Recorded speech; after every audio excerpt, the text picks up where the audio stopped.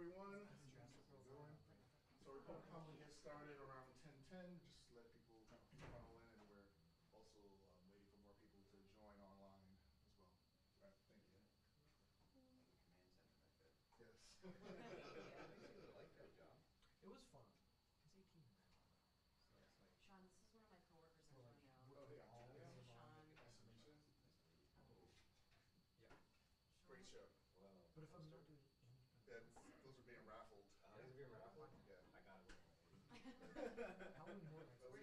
We have about 15, so everyone might be able to get one. We get some for the Yeah. But they're all signed. They're all Oh, They're they all are. free signed. Okay. Yeah, there's Sandra's signature here. Oh, shit.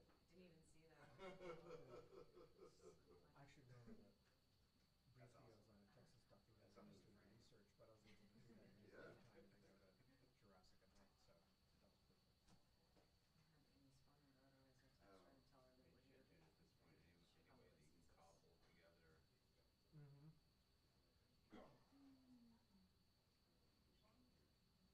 Did you all get a raffle ticket? No. No? Mm-hmm. Right. What'd you do yesterday? So like, you know, live on a raffle, maybe get a fucking poster, you know, kind of thing. Oh, that's fun. Here's another book. Oh, how many people did not do the raffle Here's another ticket? coffee. Mm-hmm. Same coffee Just that I one? get every day. Oh, okay. But, hey, if I can, but I think I You can know, can I just throw it away here? Yeah, that'd be fun. There you go. Thank you so much. Right, right. First and next, you know, here you go. Mm-hmm. Yeah. Like that. I did it. Yeah, I literally have like 4 of them. I don't drink coffee, I don't know. and I only have so many pens. Right. Mm. Yes. I'm like that. I don't know what else to do. Yeah. Good? Yeah, The rest of probably. today I'm gonna be Yeah. home. You're the second person that's done that to me within take like more 4 days advantage. where I don't recognize it. I mean, I'm For sorry. me, I've never had that. Um, Oh wait, no, I think I've Yeah. only got one. Background. Like, I'll just play it on my iPad. But yeah, I never got one very long. mostly scripted PG. Really don't care. That's what they're gonna be, the strike was the biggest, Right. committing I'd Love to see what the picture looks like.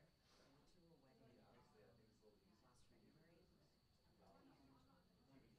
And the guests, I like Also, the schedule for lots of seats. I ended up knowing him sort of because like we always like to develop days.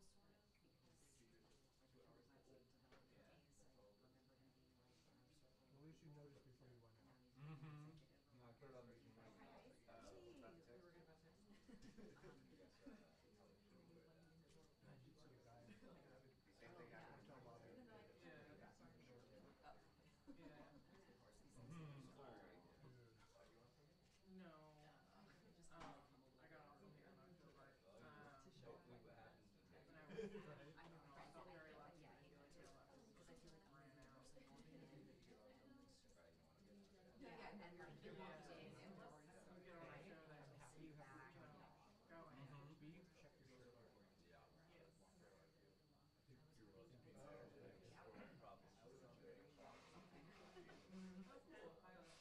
Well, I got pants on. Gotta get out of here, so. I made him sit in front. I was like, let's go. You can win a sign. Yeah, I mean, he was dressed. Yeah. That's a win. Yeah. Yeah, yeah, yeah.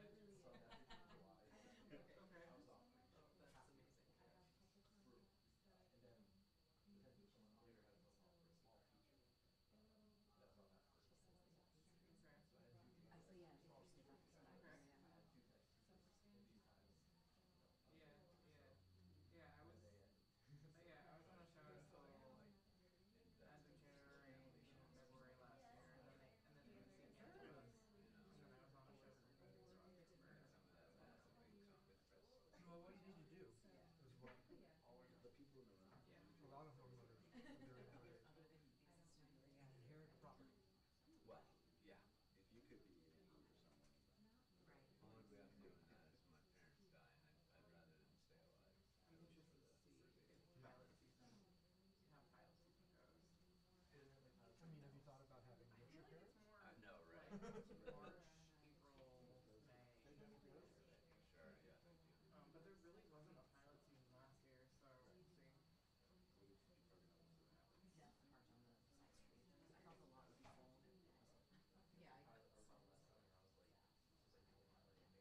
Yeah. It's Yeah. kind of freaky because Yeah. also just we all we Right, got but let that's go for that like night. my. Yeah. I was like, I guess it's Sunday. Well, yeah, but then there's tons of street parking too. Yeah. Street parking all says like It's 2 hours. 2 hours, but it says except Sunday, except Sunday. So I think it's fine. I'll just drive a lot. Yeah, it was so open that I was like, you know, seems like like trucks. right. Slowly Like, of now like right showing beside, except signs. Sundays you can't park here. Right. Yeah. Like, Like, you know, it's night. like Like, it's see March something? or Because usually the streets around here are But- full. Yeah. I don't know. Hey, so what do you do? You're been unemployed for 3 years. Yeah. Yeah. Like, and then Yeah, I like how my What's that again? like there's a FedEx like right here on the side of the street, and I walk to that FedEx all the time. Oh, nice. But I was like, oh, I'll be Can't like, drink water by out the of time I get there, No, because of the it took slowdown? me like half an hour to get there. Mhm. So I was like, oh, nice. It's a good time. You're Like like, 10 a.m. Sunday. People aren't really out and about quite yet. So. No. Oh my God, hi. Good. And I said, I know. and which was that? Hi. And I said, I didn't see you. Probably. Did you see me? Yeah. the trial's gonna go on for just over a That's month. exactly why. I thought you I'm looked like, at me. if Yeah. I'm Oh, trying you're to waiting. don't let me go. And with the industry that we can't afford to let somebody get out there. He's like, I have Okay. Right. Sure. Same old, same old. I did say, which is not Yeah. right, I have to pay for it. Like a lot of Memory care. solo parenting as well. It's $40. He's getting that, And yeah, it's more than my now he has to solo I parent. really feel terrible.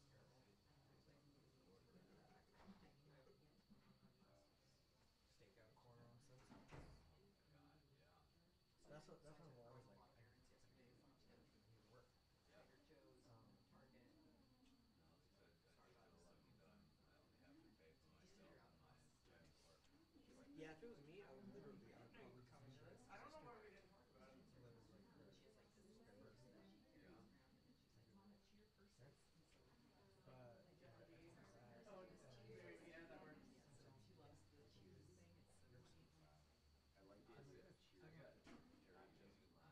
Yes. I was kind of I mean, we taught her how to do drink, which is Some actually and grab. yeah, that's, I think it's $15 a day, just enough to pay for lunch. yeah. Well, it used to be. But That's she okay, cheers. yeah, it's not anymore. That's great. As long I as like we have like Jersey, but- similar things, then she doesn't cheers them. Because they pay unlimited jury dues. So if I was on the case for 6 months, I get my salary for 6 months. And then I have my job when I come back. So I was on cases for the last couple of weeks, 2 weeks. And here, if you're in government, they do Same that thing, too. yeah. Actually, You get your full salary, so I'm like, okay. it's really cool. And it's better. I would rather sit there because your first day's rough because you got to be there super early, you go to church selection. Then once you're actually in the All right. the judge is like, all right, we're gonna meet tomorrow How at it comes 10:45 Like, a.m. like you have not Well, 11 a.m. I, And then you break at 12 p.m. And then you come back at 2 o'clock. And then it's like 4:30 a.m. Talk about it. If you use Google My Name, Okay. it's like, you want to check I'm here for like 3-4 hours a day.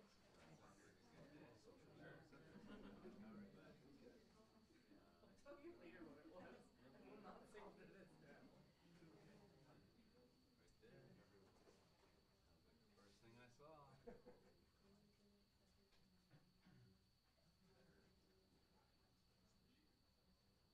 Yeah.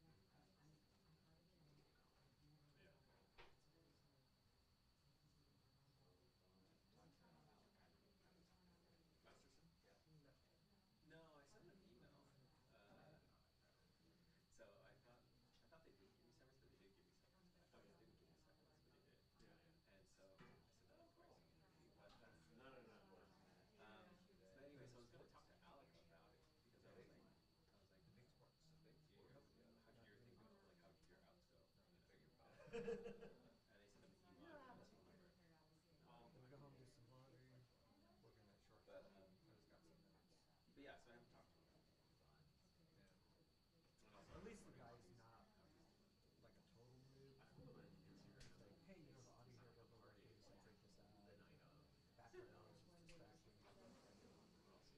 can shoot with any labs or Zoom, so it's all just camera audio. But at least he's understanding. He's like, there's a lot of limitations here, so just do your best. Yeah. He also shot outside when it was like super bright, and then shot outside when the cloud cover came in. So nothing is matching. So I'm trying to get it to happen. It's all done in Resolve, which is another reason why I like it, because I've never cut in Resolve or even done color. So I'm learning.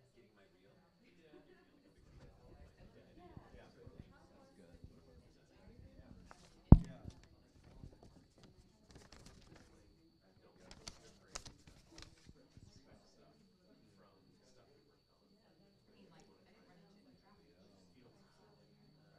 Hey, how you doing? Good to see you. Hey, James. How's it going? Yeah.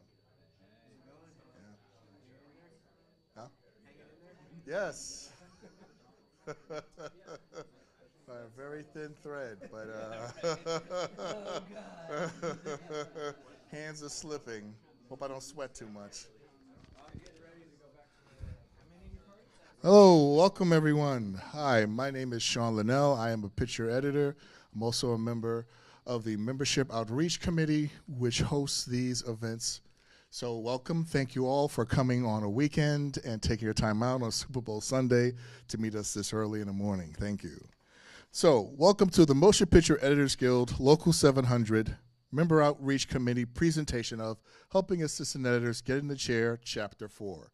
If you missed chapters 1 through 3, you can sign onto the Guild's website, and under Member to Member Past Events, you will find three panels that were held last year. Our moderator for today learned the craft of editing by working with many talented directors, such as Peyton Reed, Robert Rodriguez, Nick Cannon, and James Mangold. He found early success when he won an editor for editing A Community of Karajoe for the American Heart Association. He also helped bring nonlinear computer-based editing systems to the forefront of the industry by establishing new post-productions workflow that we still use today. He co-authored the book Transitions, Voices on the Craft of Digital Editing. He is best known for his work on Bring It On, Desperado, School Days, and the TV series SWAT, Teen Wolf, and Z Nation. He is currently serving his second term on the Motion Picture Editors Guild Board of Directors. Please welcome Eric C. Anderson, ACE. Thank you. Thank you, Sean. Thank you, Sean. Give it up for Sean. All right, I'm going to wake you guys up this morning. But first, we're going to do a little house clean before we start. I'm going to try to move as quickly as I can so we have a good amount of time for the Q&A portion at the end. Those of you on YouTube, just place, when we get to the Q&A section, just place your questions in the chat, and we'll try to answer them via online and here in the studio. I guess we can call it a studio. Let's act like we're in a studio right now. At the end of today's event, we will have 13 posters to raffle off for those of you who are in the room only. So be looking for that. You all have your raffle tickets. Yep, excellent. They have all been signed by our great panel today. So cherish them, keep them in a safe place, and I don't want to see them on eBay, okay? So promise me they won't end up on eBay. All right, joining us today on our panel are editors that were formerly assistant editors. Introducing Sandra Montel, ACE. Come on down. Derek Laszlo. Come on down. Alex Avani. Come on down. Brian Chandler. Come on in and down. And Felice Epstein. Come on down. All right. No single person has the same origin story, which is why no single editor will edit a scene in the same way, which is why we are so unique. let's get this panel started with breaking in stories and how they got into the chair. But before we start, I want to show you this. I brought my hourglass for 2 reasons today. One is to keep you guys moving. Okay, so breaking in stories, let's move it today so we can have time for Q&A. But more importantly, I keep this in my cutting room because I feel this represents, you know, represents production, post-production. That is, production's at the top, and then it all funnels down to here. And you know what this is? Sandra, I know you know what this is. This is the editor. All the work of all these people, all the hard work of all these people funnel through our hot little hands. And then it breaks out with the assistant editor and the whole post-production team. So I always like to have this in the cutting room so that way when somebody's nagging me about time, I say, I'm going as fast as I can. Getting all that stuff pushed through our own little hands. Sometimes you might have 2 editors, though. Then it's a little wider hole there, right? Or if assistants are smart, they'll start helping with that little tight area. Yes. Sandra is an award-winning film and television editor. Her career started as an assistant editor working on films like Paul Thomas Anderson's Punch Drunk Love and Roman Coppola's CQ. As an editor, she has worked on renowned projects by Lorne Michaels, David Caspi, Pentance, is that correct? Penny? And Jerry Bruckheimer? Is it pronounced it right? Great. Among many others. Montel's work includes acclaimed projects such as ABC's Happy Endings, Universal Television's Brooklyn 999, and most recently the feature film called The Valet, a romantic comedy which premiered on Hulu in 2022. And that was your 3rd feature? Yes. Great. Her current project is for Lionsgate's Acapulco Season 4. She edited the last comedy Norman Lear produced, Clean State, starring, how do you say her first name? Laverne Cox. Laverne Cox, who I absolutely love. First was introduced to her on Orange is the New Black. She's an amazing actress, and she was just on The View the other day, and she was this incredible person. Did you ever get to meet her? No. What about Norman Lear? No, but Oh. he sent us his sweetest, most incredible email saying thank you to us. So I'm going to cherish that forever. Yeah, I bet. I wish I would have known that. I would have said, bring it. He was an astonishing man and an astonishing creator, I guess. You know, his shows still have impact on me today. And it's funny to look back. If you haven't watched Norman Lear's content, it's just as relevant today as it was back then, which I don't know what that speaks about us, but it is interesting how he so got it back in the 70s and early 80s. One of the things that people probably don't know about you is that you are fluent in Spanish, Portuguese, and French. Yes. Crazy. And how you learned how learning the Avid jump-started your career, and how crashing it so badly it took 2 days to fix might have ended it. But first, let's go back to your 13-year self living in Peru. Go.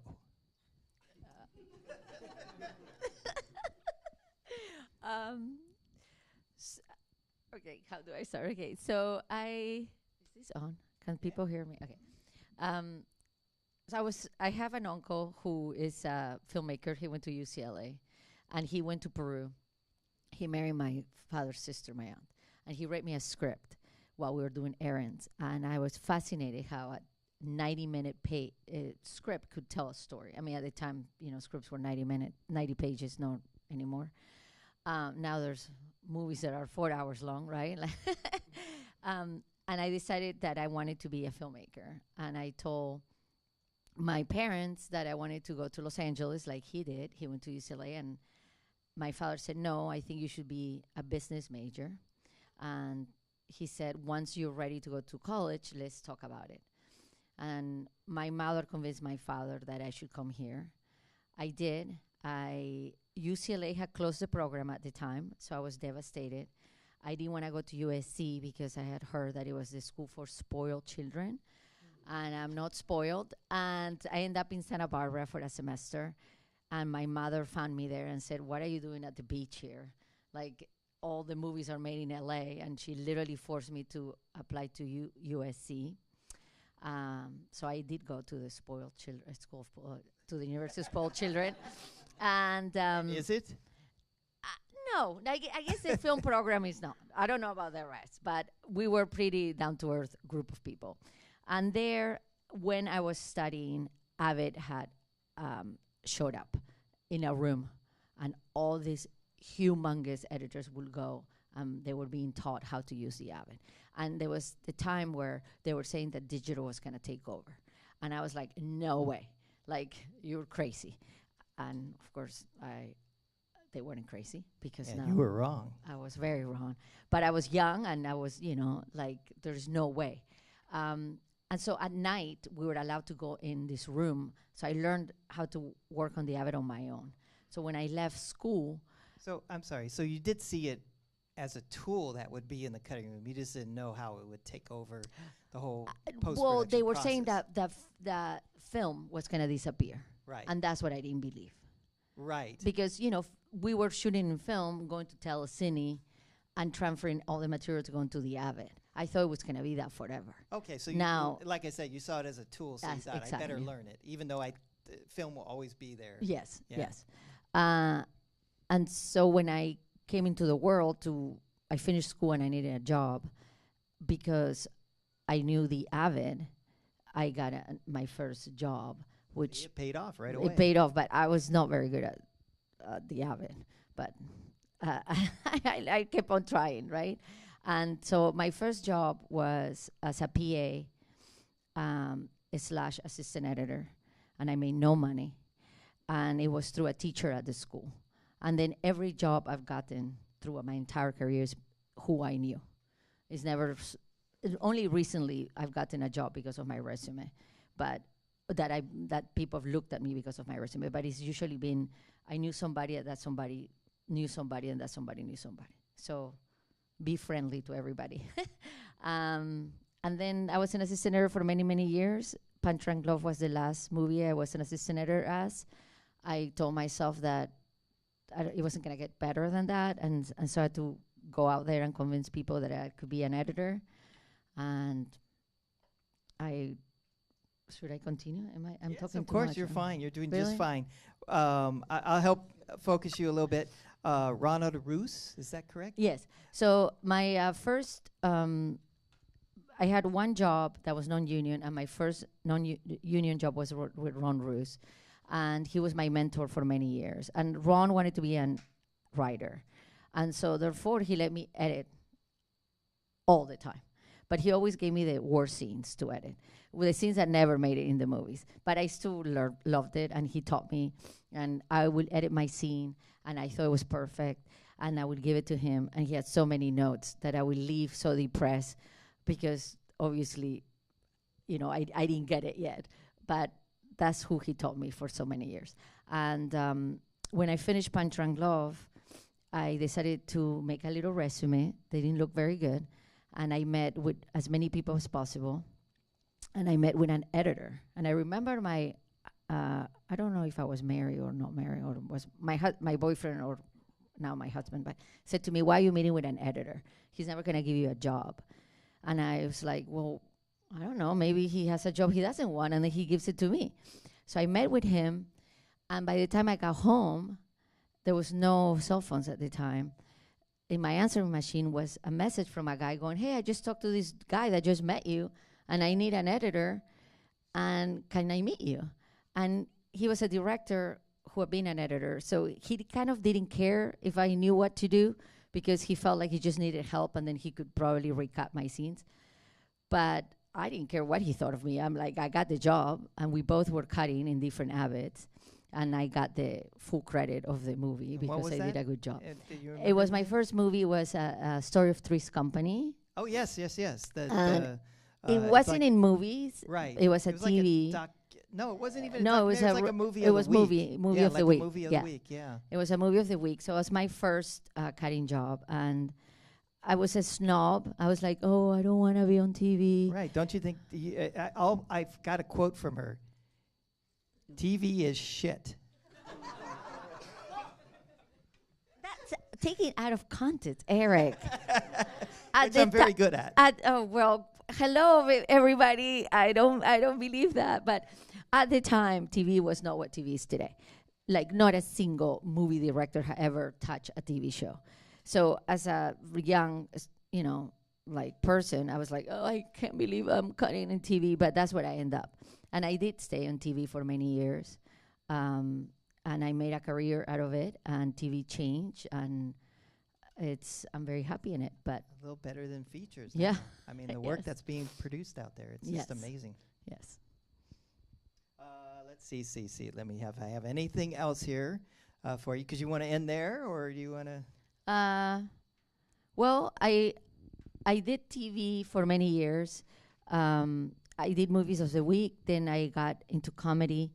Brooklyn Nine-Nine. After finishing, 999? yeah, 999. 99999. So after I finished Happy Endings, I remember that I tried to find a job, and people didn't think I could cut anything but a TV show that was just like Happy Endings. And I remember going for an interview for a multicam, and the person said to me, oh, we heard amazing things about you, but you've never cut a multicam, so we can't hire you. And I just left, like, really sad. And then I got Brooklyn Nine-Nine. And you get, from Brooklyn Nine-Nine, I wanted to expand and do different things.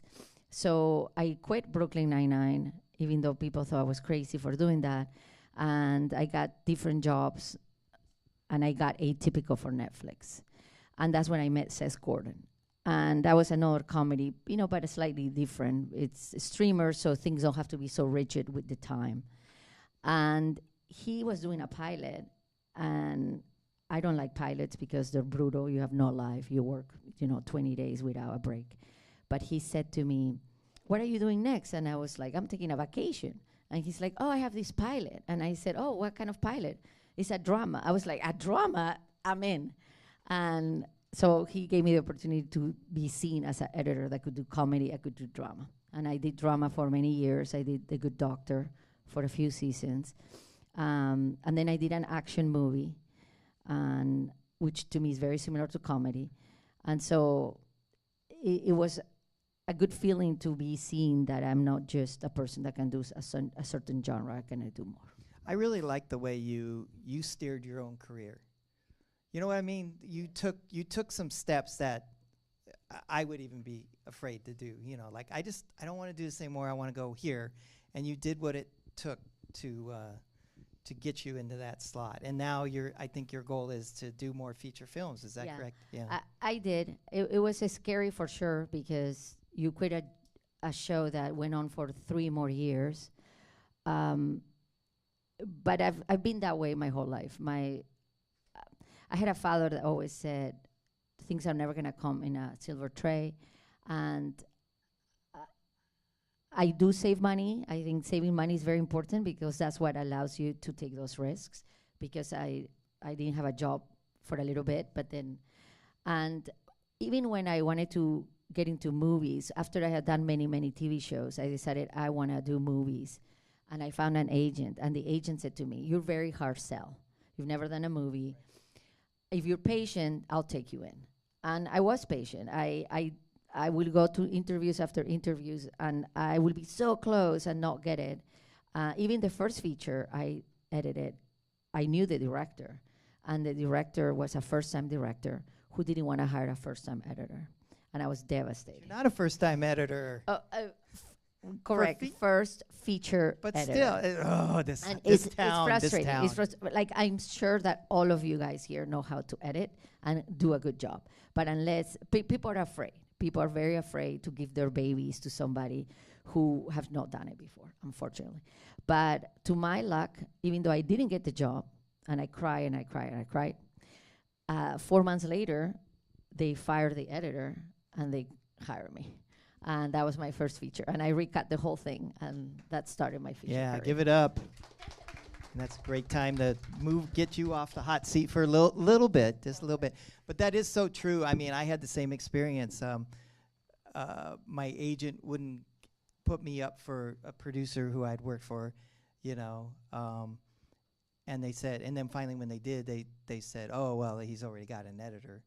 And then 3 months later, ding dong, and did the same thing. Came in and recut the movie and stuff. So sometimes it does circle back, and you might be disappointed at the time that your contact director, in your case, producer mine, but hopefully they do think of you when the movie doesn't work out, and they're like, okay, let's bring it in. And then you're seen as the hero, so you have a little more clout, don't you? Yeah. They treat you with a little more respect because you're coming in. Because for me, I had to cut. They sent me 3 scenes.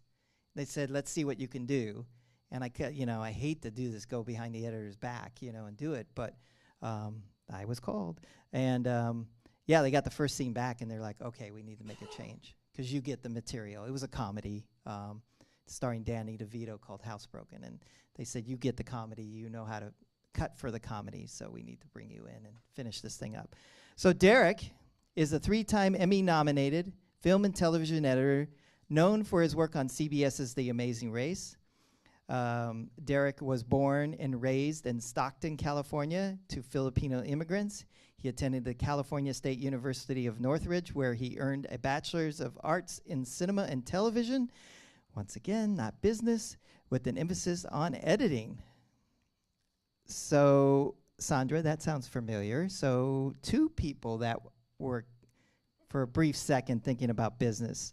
I bet you maybe you could have some of that experience today, right? Derek, before you explain your bio discrepancy, take me back to 6th grade and what you did to start your career. Yeah, so I'm not one to be in front of an audience, oddly enough. And in 6th grade, you have to do book reports and presentations in front of your class, and for me, I really wanted to avoid that, so I asked my teacher if I could do a video presentation. I ended up doing a reenactment summary of the book.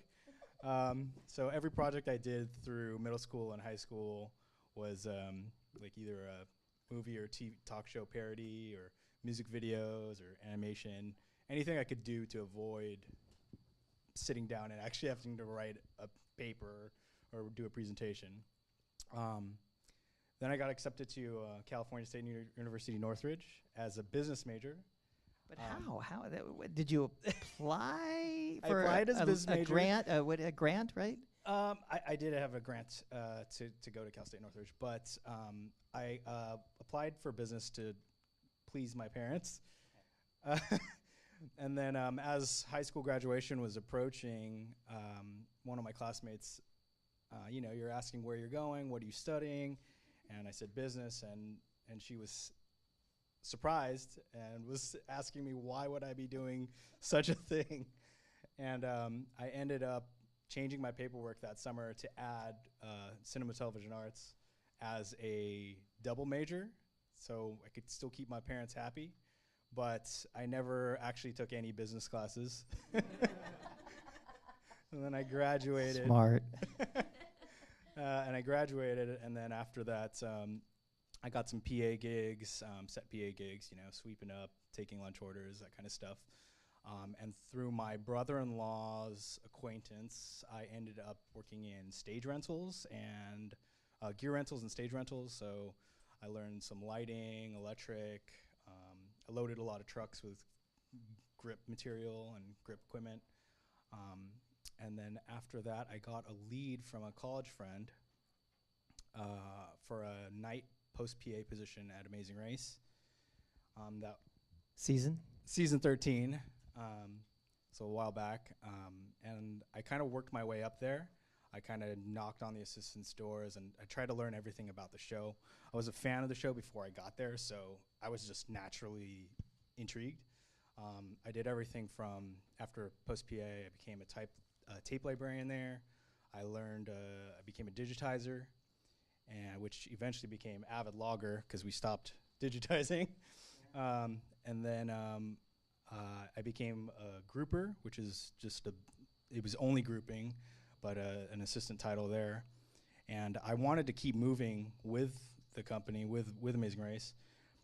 And a spot had opened up for their associate editor position, which is their lead. They have 2 lead spots, a day and a night. but they didn't think I had enough experience running the show as an assist. So I left season 19, and I went over to Shed Media, and I became a night assistant there. A lot of just basic assistant work.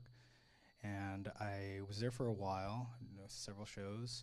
And then I ended up going over to Magical Elves. And the plan was the reason I left Shed was there were 2 leads there were going to stay there for a while. So there wasn't going to be an opportunity to move Job up. growth. Yeah. And I ended up going to Magical Elves and trying to see if I could work my way up there. But then I got a call from one of my previous bosses at Shed. She was going over to Pilgrim, and she said we were looking for assistants. And I said, I just started at Magical Elves. I can't leave them unless you have a lead spot for me. And so she did. She found a lead spot for me, and I was the day lead assistant on 2 shows there simultaneously, which was kind of a nightmare to do 2 shows. Be careful what you ask for. Right.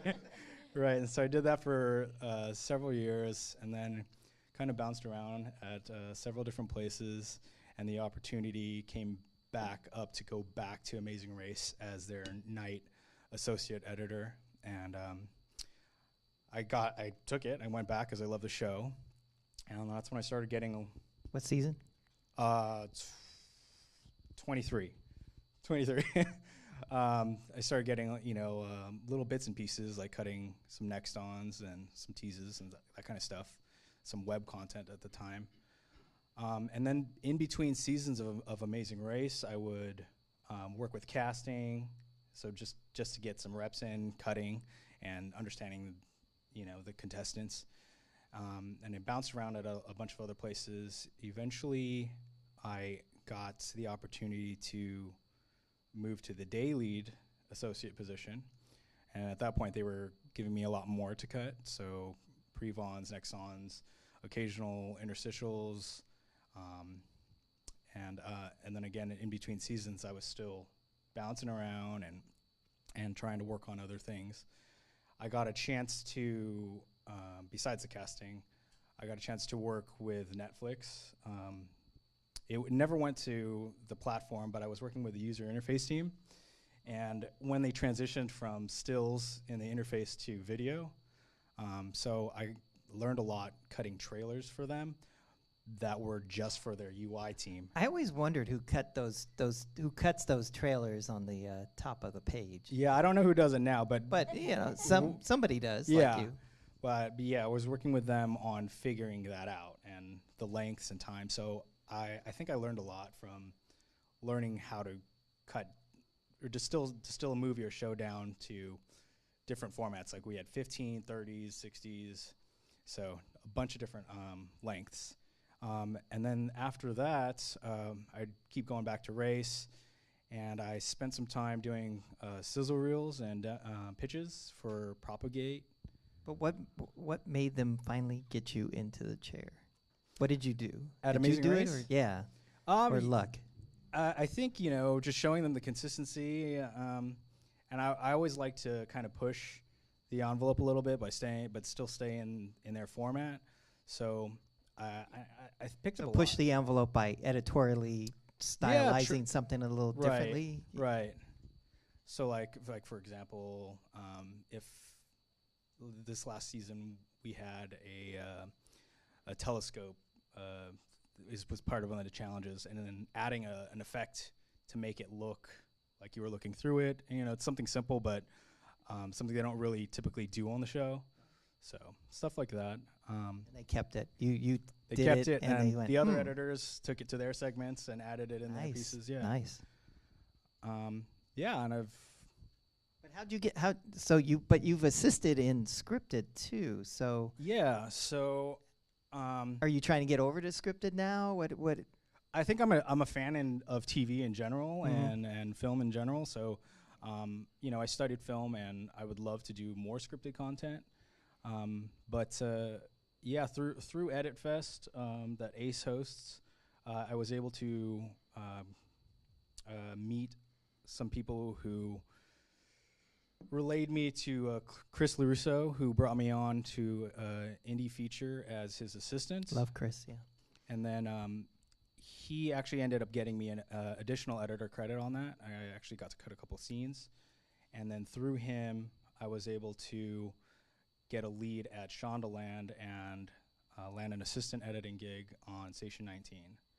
Nice. And then so the last 3 years have just been bouncing back and forth between that and Amazing Race. Great. Excellent. All right, give it up. All right, let me see if I can get my pad to work here. Alex is an editor with a diverse portfolio of credits that includes scripted television, documentary, music video, and indie feature. He was an assistant editor on the Academy Award nominated and BAFTA winning Netflix documentary 13th, which we can get into because I love that documentary. He was an editor on the award-winning scripted series Queen Sugar for OWN. Alex has worked with several projects produced by Ava DuVernay, including both seasons of the anthology series Cherish the Day, as well as the Beyonce and Jay-Z music video and short film Family Feud. Most recently, Alex's credits include the NAACP nominated documentary I Find Beauty, which he also produced. So go into that a little there. That's really cool. And season 2 of Disney's Launchpad analog and anthology. I don't know why I always want to say analog. Anthology series. He is currently editing a feature documentary for Amazon. Can you say what that is? It's called Gifted in Black. I can't Yes. talk about it too much, but if you Google it, there's a Deadline article out there about it. Cool. That's about as much. Well, we're looking info forward as to is that. out there. But most importantly, tell us how scrolling through Facebook and seeing a post need an AE for a documentary really started your career. But I want you to go just a little bit back because you did something interesting. So please tell us. Yeah, so I'll start before the Facebook post. I didn't do business, actually. I always knew I was going to be in film. Even from like an early age, I grew up with cameras. My mom was a photographer. We didn't have a lot of money, but she would buy a little DV camcorder for a month and then return it all throughout my childhood. So there were always cameras in my life. And then at a certain point, I was like, this is something I definitely want to do. Luckily, I grew up in a time where the digital era was kind of beginning, and I was able to have access to starting with iMovie in my own home, and I just started cutting as a teenager. Went out and filmed stuff and started cutting. So I knew pretty early on. I was like, all right, I'm going to film school. Applied to a bunch of film schools. Applied to USC too, but they didn't give me as much financial aid. So I went to Chapman in Orange County. I actually ended up majoring in documentary film. Down there, they had one of the few documentary programs. So I always thought, I'm going to be a documentary filmmaker, go travel the world and do these documentaries. But while I was there, I really started to like scripted work, started to work with other students.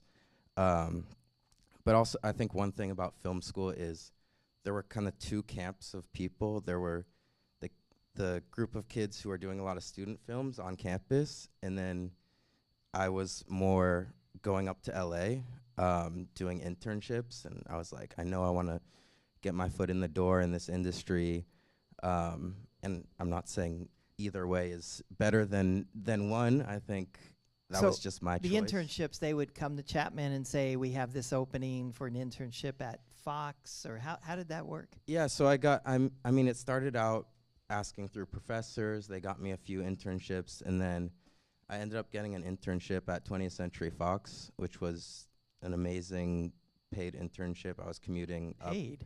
Yeah, it was a paid internship. Yeah, it was. But not much, right? No, very minimum wage. $500 or something? Yeah, minimum wage.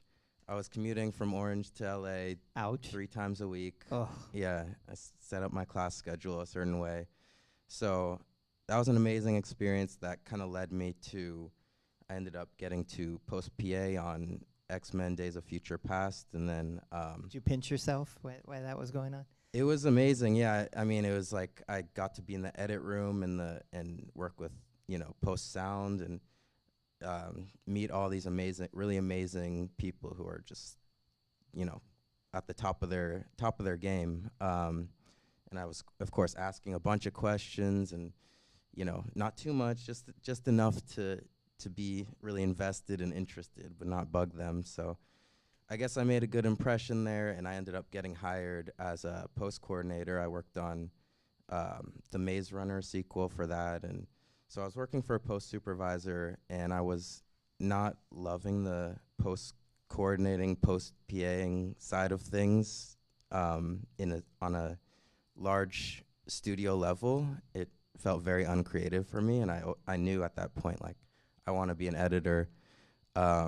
So I was networking as well and going to groups, and I saw that Facebook post from a Facebook group I had joined, and it was, like you said, looking for an assistant editor on a documentary, no other info, and that documentary ended up being 13th. I was way underqualified for it. I had assistant edited a few like documentary shorts and short films and things like that, but nothing of that magnitude. And I was told it was very low budget and I would be on for 6 weeks in the beginning and 6 weeks in the end. Ended up going for 2 years, and I met Ava DuVernay through that. And Was that wasn't her first? What? So Where was she in her she was career, I coming think? off of Selma, so Right. she had a little notoriety, but wasn't quite on the level that she's at now. So I got a lot of FaceTime with her, and also Spencer Averick was the editor who's kind of been my mentor throughout I was this. gonna say, was he your mentor? Yeah, Is he he's- the one that hired you? You interviewed with? Yeah, we had an amazing interview, just connected really well. I'm from the Bay Area, he's from the Bay Area. We, just clicked really well, and I think he went home, talked to his wife, he was like, this kid's so underqualified, but I like him. Like, Right. And that's very important. Yeah. When you're going for that job interview, just be yourself and try to connect with the person that you're interviewing with, because sometimes that'll get you, way farther than your credits. I think that's why you probably got some lucky breaks too. I think that's why we all get our breaks. We connect with. Side story, real quick. I went into Robert Englund, who played Freddy Krueger, was doing a feature called Killer Pad, and I went in to interview. And he just spent most of his time trying to convince me why I should do his film. So I remember walking out of there because we just so connected. And I remember walking out and calling my wife going, I think I got the job, because he just spent most of the time trying to convince me to do the job. And we ended up doing it, and he was amazing to work with. He was such a collaborator and just so much fun. And it was my first experience being with a big celebrity, like what do you call it, like a horror? It's weird to say, but he's so famous for playing Freddy Krueger that everywhere we went, including a server putting knives in his hands and this kind of off in the distance, showing him. It's just an incredible experience. Well, one of the things I do want to keep on this 13th, but I do want to refresh the audience. It was an extraordinary documentary referring to the 13th Amendment to the Constitution, which reads, "Neither slavery nor involuntary servitude, except as a punishment for crime whereof the party shall have been duly convicted, shall exist within the United States." So basically, we got rid of slavery except for in our jail system, and that's what the documentary focused on. And I'm sure you learned a lot as that film was being put together, how unfair our judicial system, just the whole thing. Can you speak to that just real briefly of how that experience in working on that film really informed you on the mistreatment of the incarceration system or whatever? Yeah. I mean, that's definitely been a theme throughout my career, is looking at racial justice issues and social issues, and that kind of started it because, I mean, on a personal level, I grew up with a single mother, and my father's black. He didn't he wasn't around, so I didn't learn a lot of Black history. You know, in the textbooks, you're taught like, oh, Abraham Lincoln freed the slaves and everything was good kind of thing. And so like, it was a real shocker for me to be in at that point in my life and learning all of these things about this history. That it made me kind of reframe, you know, what I wanted to do, what type of work I wanted to do. So that's kind of propelled the work that I'm interested in. And yeah, I mean, it definitely, you know, it was a super powerful game-changing point in my career for sure.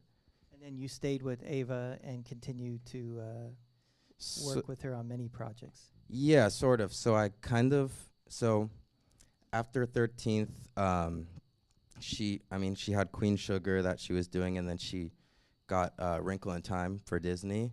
So Spencer wanted me to work on that, as he couldn't get me on as a first AE because I was still underqualified, but he was able to get me on as a second AE.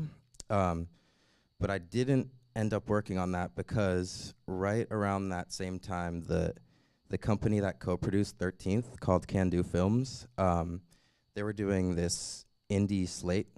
You know, they wanted to do 6 indies for really micro budget levels, and $500,000. yeah, like between $250,000 and $500,000, super low budget, and so they had just done one, which I had kind of simultaneously assistant edited on while we had little breaks on 13th, and I ended up getting an additional editor credit on that. And then the second one, I kept on asking the owner of the producer, like, does this director have an editor? Can I interview? So I ended up getting an interview with that director, who was a first-time director, and he was like, all right, let's, I like what you're saying, about the project. You seem passionate about it. Let's do it. So I got hired to edit that indie feature called Skin in the Game.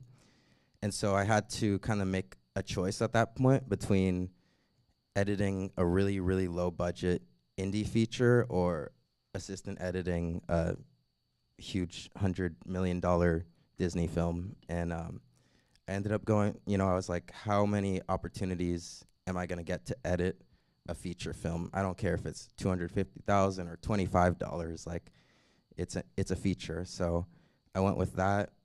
Luckily, I was able to stay in Ava and Spencer's good graces, and they understood. And I ended up cutting 2 indie features with that company. But then after that, in between those, I was doing small assisting for Spencer. And then after the second indie feature, I ended up getting hired back on a documentary that Ava was working on, which ended up not happening, but working on, meaning assisting on? Assisting, yeah. So I was still an assistant editor at that point.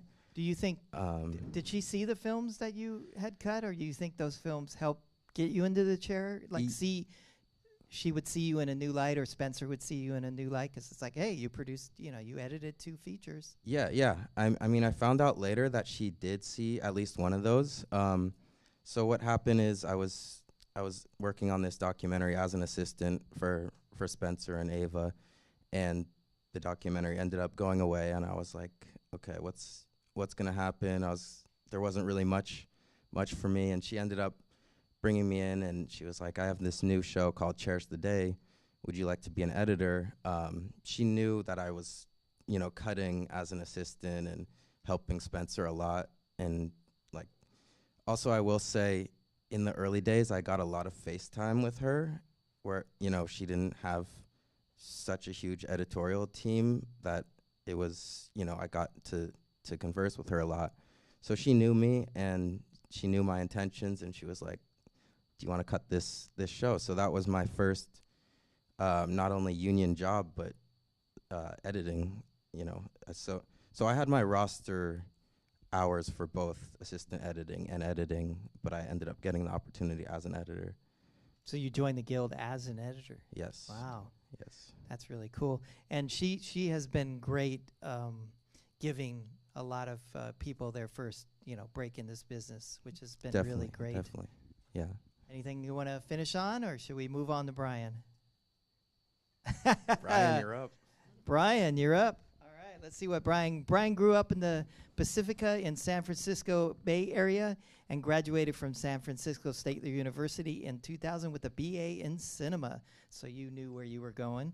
Brian then followed an opportunity not in business.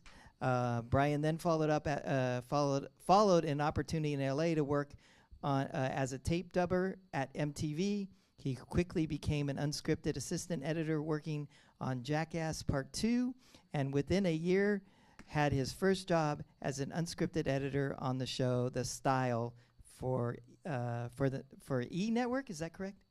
The show is called My Celebrity Home for Style Network. Got it. I must have hit the delete button on accident last night. Network, so a job he loved, and you wrote in your bio, a job he has loved ever since, which I want a little explanation on that when you're going through your history.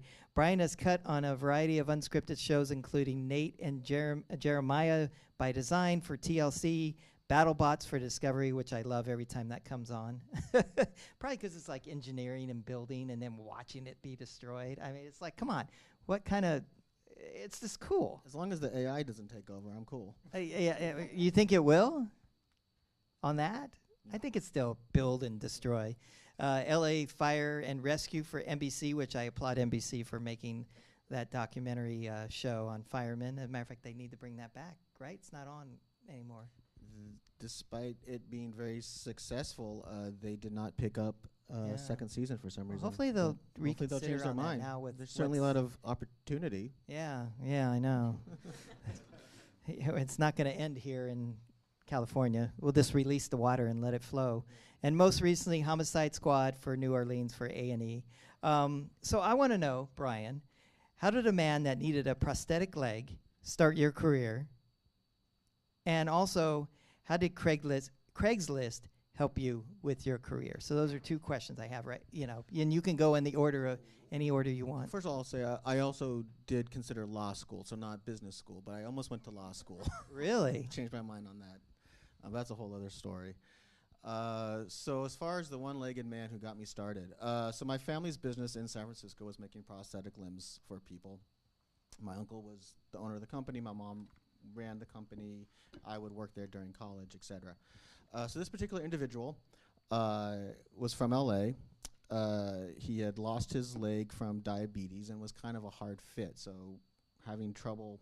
His name was Big Joe. He was a wonderful person. He's passed away about 20 years ago. The people trying to help him in LA were having difficulty, so they contacted my uncle up in the Bay Area, who he's one of the best in the business at that. So he came, and the guy very much appreciated my uncle helping, and he said, is there anything I can do for you? And at the time, I was at San Francisco State, and he said, well, I have this, he knew this gentleman worked in the film business, and he said, well, I have this nephew who's in film school. Is there anything you can do to help him out? So it turned out this gentleman had worked for a long time working with a producer named James D. Brubaker, who goes all the way back to, he started out as a driver for John Wayne and Elvis, came up through Transpo, and then in the 80s he produced a lot of Stallone's movies. I think he was UPM on the original Rocky before becoming an executive producer on those movies. And Joe was kind of the person who would help him get things done when he was having trouble. So he and I had a nice conversation. I graduated in 2000, and he said, well, we're starting this movie called Dragonfly with Kevin Costner at Universal. Can you come down and, how quickly can you be here? I need you in like 2 days. And so I packed everything up, came on down to LA. That time I didn't even have a car. I had to buy a car, find a place to live, and drive down and get moved to LA. You cannot survive in LA without a car. No, it was great. And I started as a PA on that movie. And then I stayed with Jim Brubaker for about 4.5 years as an assistant for him. We did Bruce Almighty after we did Dragonfly. And during that time, he became the president of physical production for Universal, which was just really eye-opening for me just to see how things are run at that level. I remember one day I had parked and was getting in the parking lot, and there, like, I got in the elevator with Stacy Snyder, who was the chairwoman of the studio. And it was really that classic, like, film school moment of, you know, you're in the elevator with the head of the studio, what's your pitch? You know, like one of those moments. And for me, it was like, I think the movie Ray its trailer had just come out. And so I had mentioned that I just saw, like, Meet the Fockers in the theater, and she said, well, did you see the trailer? And I said, I really liked it. I think he's going to win the Oscar. And he did, which was nice. But it was just a kind of, I don't know, it's just a very surreal experience in my life. What ended up happening eventually is I liked what I was doing. I was going through having all these amazing experiences, but kind of like what Alex was saying, it wasn't what I wanted to do. You were his personal assistant, so I was. So what would he have you do? I mean, I was probably at the Ralph Lauren store on Rodeo Drive 3 days a week, picking up clothes. Has delivering that contact helped you out? You know, you must have made some contacts there. One of my best friends actually was a gentleman about my age, John Fitzpatrick. He was the shoe salesman there, but we became friends. There you go. He now cuts on The Boys. There you go. So we kind of followed, slightly different paths, but came up at the same time. Anyway, so after about 4.5 years, I made the choice to leave gym because, again, stop shopping for shoes. And stop shopping for shoes. And I basically was starting over. So I had. He didn't support you in the trying to get into the cutting room. He liked me where I was. Yeah.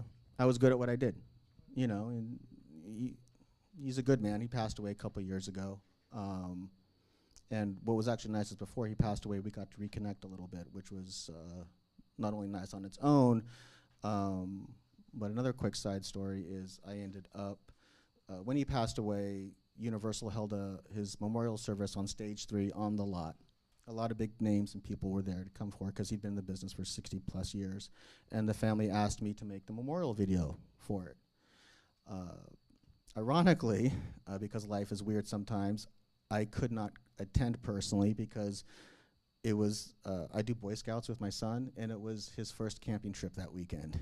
So I did that instead of doing the other thing, but it's the way life is sometimes. So anyway, I left gym, had to start over, and I had made a short film that never finished anywhere, but I had met people, I put out, when I was making that movie, I learned, I put an ad on Craigslist looking for crew. There's a Craigslist There's question. where Craigslist comes into Okay, here we it. go. And when I left gym, I basically reached out to the people I had met through this experience, and that one person was working as a tape dubber for MTV at nights, and he says, well, we need another one, and that's kind of how I got back into starting my own career. And did that for about, did that for a show, then became a lead assistant editor on another show with Travis Barker called Meet the Barkers. And then from there, I went and got a union job working at Zoe 101 as an assistant editor for Schneider's Bakery. And when I was on that show, the EP from Barker's calls me and says, hey, I'm doing another show. Can you come assist for me? And I was like, well, I really got a good gig over here, this nice union gig, so I'm not going to leave it unless I can cut. And she said, good for you. Okay, I got a night position on My Celebrity Homes Season 2 for the Style Network. And I said yes, and I had my first night there, realized it was on Final Cut 6. I'd never touched it in my life. Because all I knew was Avid. Yeah, I'm sorry about that, too. Went from there, kind of figured it out as I went. And I love cutting. Like, I don't know, the opportunity to, when I started this job, the idea of cutting movies was kind of what I wanted to do, and that hasn't been my career so far. So I've decided to be the best unscripted editor that I can be and really embrace that role. And I love it. I love the freedom. I love the creativity. I wish there was more union work for us, but that is what it is. We're working on it. Yeah, any other questions? Or No, that's good. Great breaking in story. Give it up. Yeah, thank you. All right. Last but definitely not least is Felice is a highly skilled editor and assistant editor with over 20 years of experience working bi-coastally and internationally. Felice has collaborated with top industry professionals editing hit reality series like Naked and Afraid, Marriage Boot Camp, and Storage Wars, which I love. Storage Wars, God, it's like a little treasure in each box, you know. That's what I go after. While honoring her technical experience as a scripted assistant editor on projects like Liam Neeson's The Ice Road and the television series Leverage Redemption. So, Felice, tell us how you were abducted by an alien at the age of 7. Yes. Well, as many people are, you know.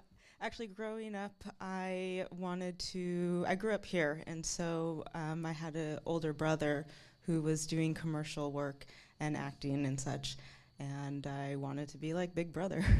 And so my mom would shuffle me to auditions and such, and I got into a AT&T commercial where it was a sleepover party where we were dressed up as aliens, and so I got to run down the stairs behind the mom who's on the phone, and we're shooting a gun at her, and yeah, that was my quick little cameo. Your big break in the Hollywood. Yes, my there, big right? break and my only. If you guys want to see this classic commercial, it's actually on your IMDb page, yes, right? I did find so check it on out. YouTube. So check it out. She still has the same great smile. Yes, thank you. But a little less like pronunciation of facial features because it's just so young. So yeah, then I actually I was fortunate because of wanting to be in the arts and creative. I was fortunate to get to go to both a junior high and high school that had video production classes and broadcast machines. And while most of the kids wanted to be the director or cameraman, I enjoyed pressing the buttons and pushing the like pilot's lever on the TD technical director machine. And so while the machines, like we had the star wipes and everything like that, they had tape-to-tape linear editing. And so much like Alex and Brian, I knew what I wanted to do going into college. Is that where you got the bug? Was that when you started pushing the button? Yeah, totally. It was, you know, also that just not so many people wanted to do it. So it wasn't, you know, me. Didn't have to push anybody out of my way. So I knew what I wanted to do going into college, and I went to Moviola and took an Avid certification class. And did that before going into college. And when I got to San Diego State for college, they had 2 Avids that were only for the master students, and they were behind locked doors with blacked out windows. So I never saw that Avid, or either of the Avids. And our student projects, we edited on Final Cut 2 and 3. Ooh. I know. We did have one editing class, and it was being taught by Larry Breslow, who edited Quantum Leap. It was very interesting, really cool, but it was shown on a Lightworks machine, which was not in use anymore. So yeah, but I loved Lightworks. I actually helped introduce that system into the business. Oh. So maybe that's why you had it, because what year was this? That class would have been in 2000, maybe 2001. Yeah.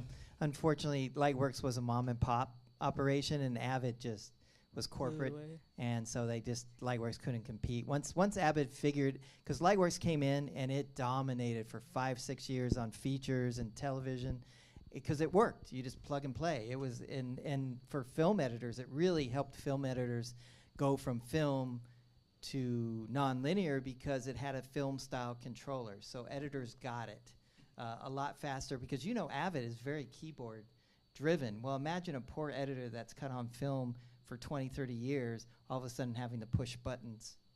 See how I came back to that? They hated it. So Lightworks really took off, and then Avid started catching up about 5 or 6 years later, and then the financing, you know, Lightworks was bought out and mismanaged, and but Thelma Schumacher still it was cuts on fun it. when we got to you know work on it in the class. Yeah, it was just. Did you like I the didn't shark? get any more experience. Did you like the shark? Oh yes, I remember the shark. The shark is how you put stuff in the trash can. Yes. So you'd grab the shark and it would eat whatever you wanted to get rid of. That was a cool little quirk of it, yes.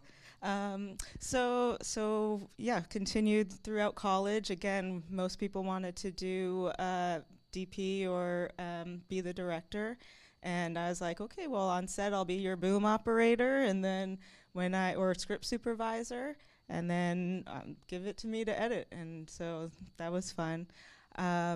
I was, again, fortunate to be accepted into a study abroad work program, or study abroad program, but my counselors told me I had enough credits to graduate, so they hooked me up with a paid work internship, and this was in Singapore for the Moving Visuals Company, and it was phenomenal. That was where the pivotal moment in my life, basically, or my career.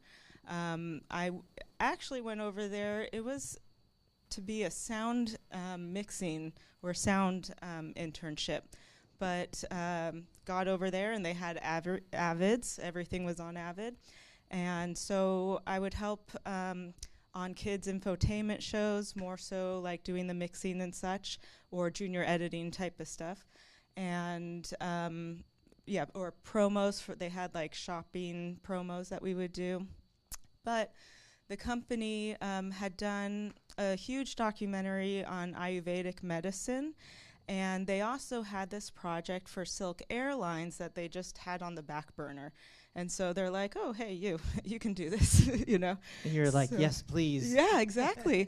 So I waded through many of their Betacam tapes of that Ayurvedic The Masters for the documentary, pulling shots of Kerala, India, where Silk Airlines for on the flights surrounding Kerala, this would promo and say, oh, come to Kerala, India. This is another nice travel place.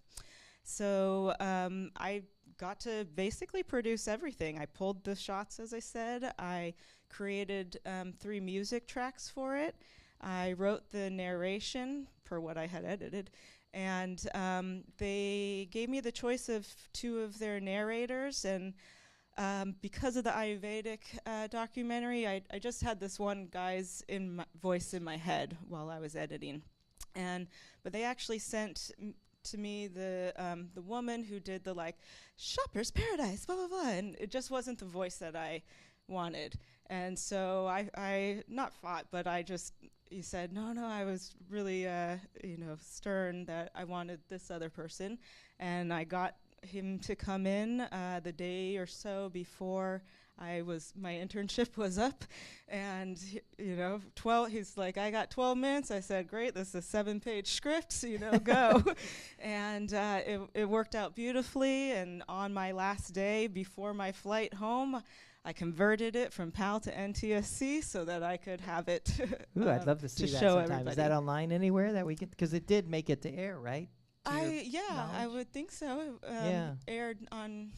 I have it on a mini DV tape. All right, we'll get it transferred so we can all see it. Yeah, exactly. That's exciting. Yes. And what an incredible experience so early in your career to have that kind of like ownership, I guess would be the right way to put it. That's so exciting. So you got back to the States. So how did you get into you're back now, and what happens? How do you get started? As things go in Hollywood, it's who you know, and sometimes it's not the who you know that you thought you would get into through.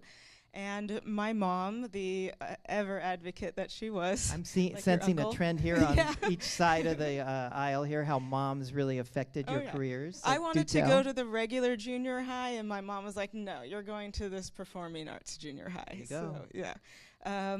She was participating in an Avon walk, and in training sessions met a casting and story producer, Tina Weiss. And Tina suggested me to her friend Rusty Austin, who was a post supervisor, and I was actually telemarketing for not like people, but for banks. And I was speaking to somebody. I went off script. I actually sold the product, but because I went off script, I got reprimanded and put on a 2-week hiatus. And right after that, That'll teach you. yeah, totally. Right after the supervisor said that, Sharon Mastro Pietro, who was at the time coordinating for Rusty, but then she became the post supervisor, she called me and was like, "What are you doing, this winter holiday break?" And I look around, nothing. Would you like to come in for a night logging position to this show it's a first season show? And yes, I do. And so just in the first few days or so, in saying, "Oh, hi, this is who I am," to Sharon, she was like, "Oh, bring in what you did in Singapore." So I brought it in and was showing her, and I didn't know, the lead editor walked in and while it was playing, and I didn't know that he was also a co-creator of this show. And he was like, "What are you doing logging?" And the next day I came back as a night assistant editor. Wow. So that was wow. awesome. Wow. Yeah. I'm trying to think here. Anything else before we move on? I mean, one of the things, just real quick, you were, at this point, had already applied for the Academy Arts and Sciences? Oh, yes. I Just real had quick on that, 'cause I applied for love- that. It was kind of simultaneous in that when I was So you applying were looking for the for study abroad. opportunities. Yeah. So I applied, and then as I learned I was a finalist when I was in Singapore already. For picture or for sound design, yes. because you didn't get in the picture. I did not get into the so picture. as no. a finalist, how did Tom and Jerry? Oh, well, in college, along with electronic music classes and the one editing class, a professor from who worked at Sound Deluxe, David Kudell, he would come down to San Diego State, and we had for the sound design class, he gave us their sound effects. And he had us put everything onto a Tom and Jerry cartoon. And I just had so much fun with it, and I really took it seriously. And it worked out. I got, I think, the only A in the class, but in viewing the other students' work, you could just tell that, like, no, I took it seriously, and it could air, I'd like to believe it could have aired. No, I think that's the most important thing too, and especially now with the way the industry is that use every opportunity. Don't see any project, don't see anything you do. See it as, don't look down on it and, oh, I'm just doing this because I'm getting paid $100. Use it as an opportunity to improve your skills, to do something that you normally wouldn't do. Sometimes the content is really, really bad and you're just polishing a turd, but it all pays off for you. It just makes you a better editor at the end of the day, and it gives you more tools for your toolbox because you've taken that content. And it's great how you just so early on jumped on, like, hey, you got this project here, let me jump on it, and then you just took leadership of it and created something that ended up launched your career. I mean, you never know where it's going to come from. Working with somebody, to having a piece of, like cutting a scene on a show and you put it on your reel and then somebody sees it and says, I love that scene, and then all of a sudden you're editing. You want to speak to that? But first of all, give it up for Felice. Thank you. I think you gave us a great segue, unless there's one other thing you want to add in there.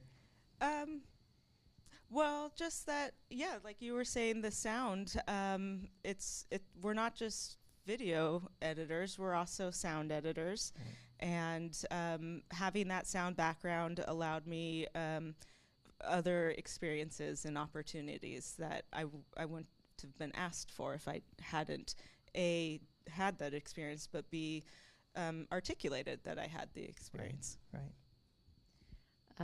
I just wanted to say that my path was very like PA, assistant editor, became an editor, but I got a job to be a reality editor, and I went and did that. And many people are impressed, like, oh, how do you go from reality to scripted and etc. And people ask me, oh, which one do you like better? And I love reality, and I think both are incredible, because what reality taught me is, as a scripted editor, is that I have to create things from nothing. And the job is a lot harder. And people don't know that. And so what it did to me, I remember being in Happy Endings in a scene that had an actor that had come in, part of the scene, and my creator was very frustrated and didn't feel like that part of the scene worked. And he just happened to say, I wish that we had not shot. And I said, well, let me just try to get rid of him. And he was so surprised that even my head was like, let's try to completely get rid of this person that was in the scene. And that was a training I got from reality, because in reality, they will say, Sandra, you need to make this person in love with this person. I'm like, well, they're not in love with each other. We'll figure it out. And they will walk out of the room. And I had to figure it out. And in scripted, I'm constantly, when they ask me, do you have a cutaway like this? Or is it, I constantly find stuff. And my assistant is here. Wait, oh, And stand, Fabio. wave. That's my team, my whole team. Your whole And this- team well, right there. Erica is not my team, but she's part of the team. And then Antonio. They're all working I in want to get some, Acapulco. later I'm going to hit you up for some yeah. gossip. But what I was saying is, I have found in the show that I'm working right now, Acapulco, 2 of my cutaways are from before camera set action. And so I love both. And reality trained me to look at the material with really open eyes and lets me find what I need, even though they did not give it to me. So what I was just saying is that, like you said, don't put down anything.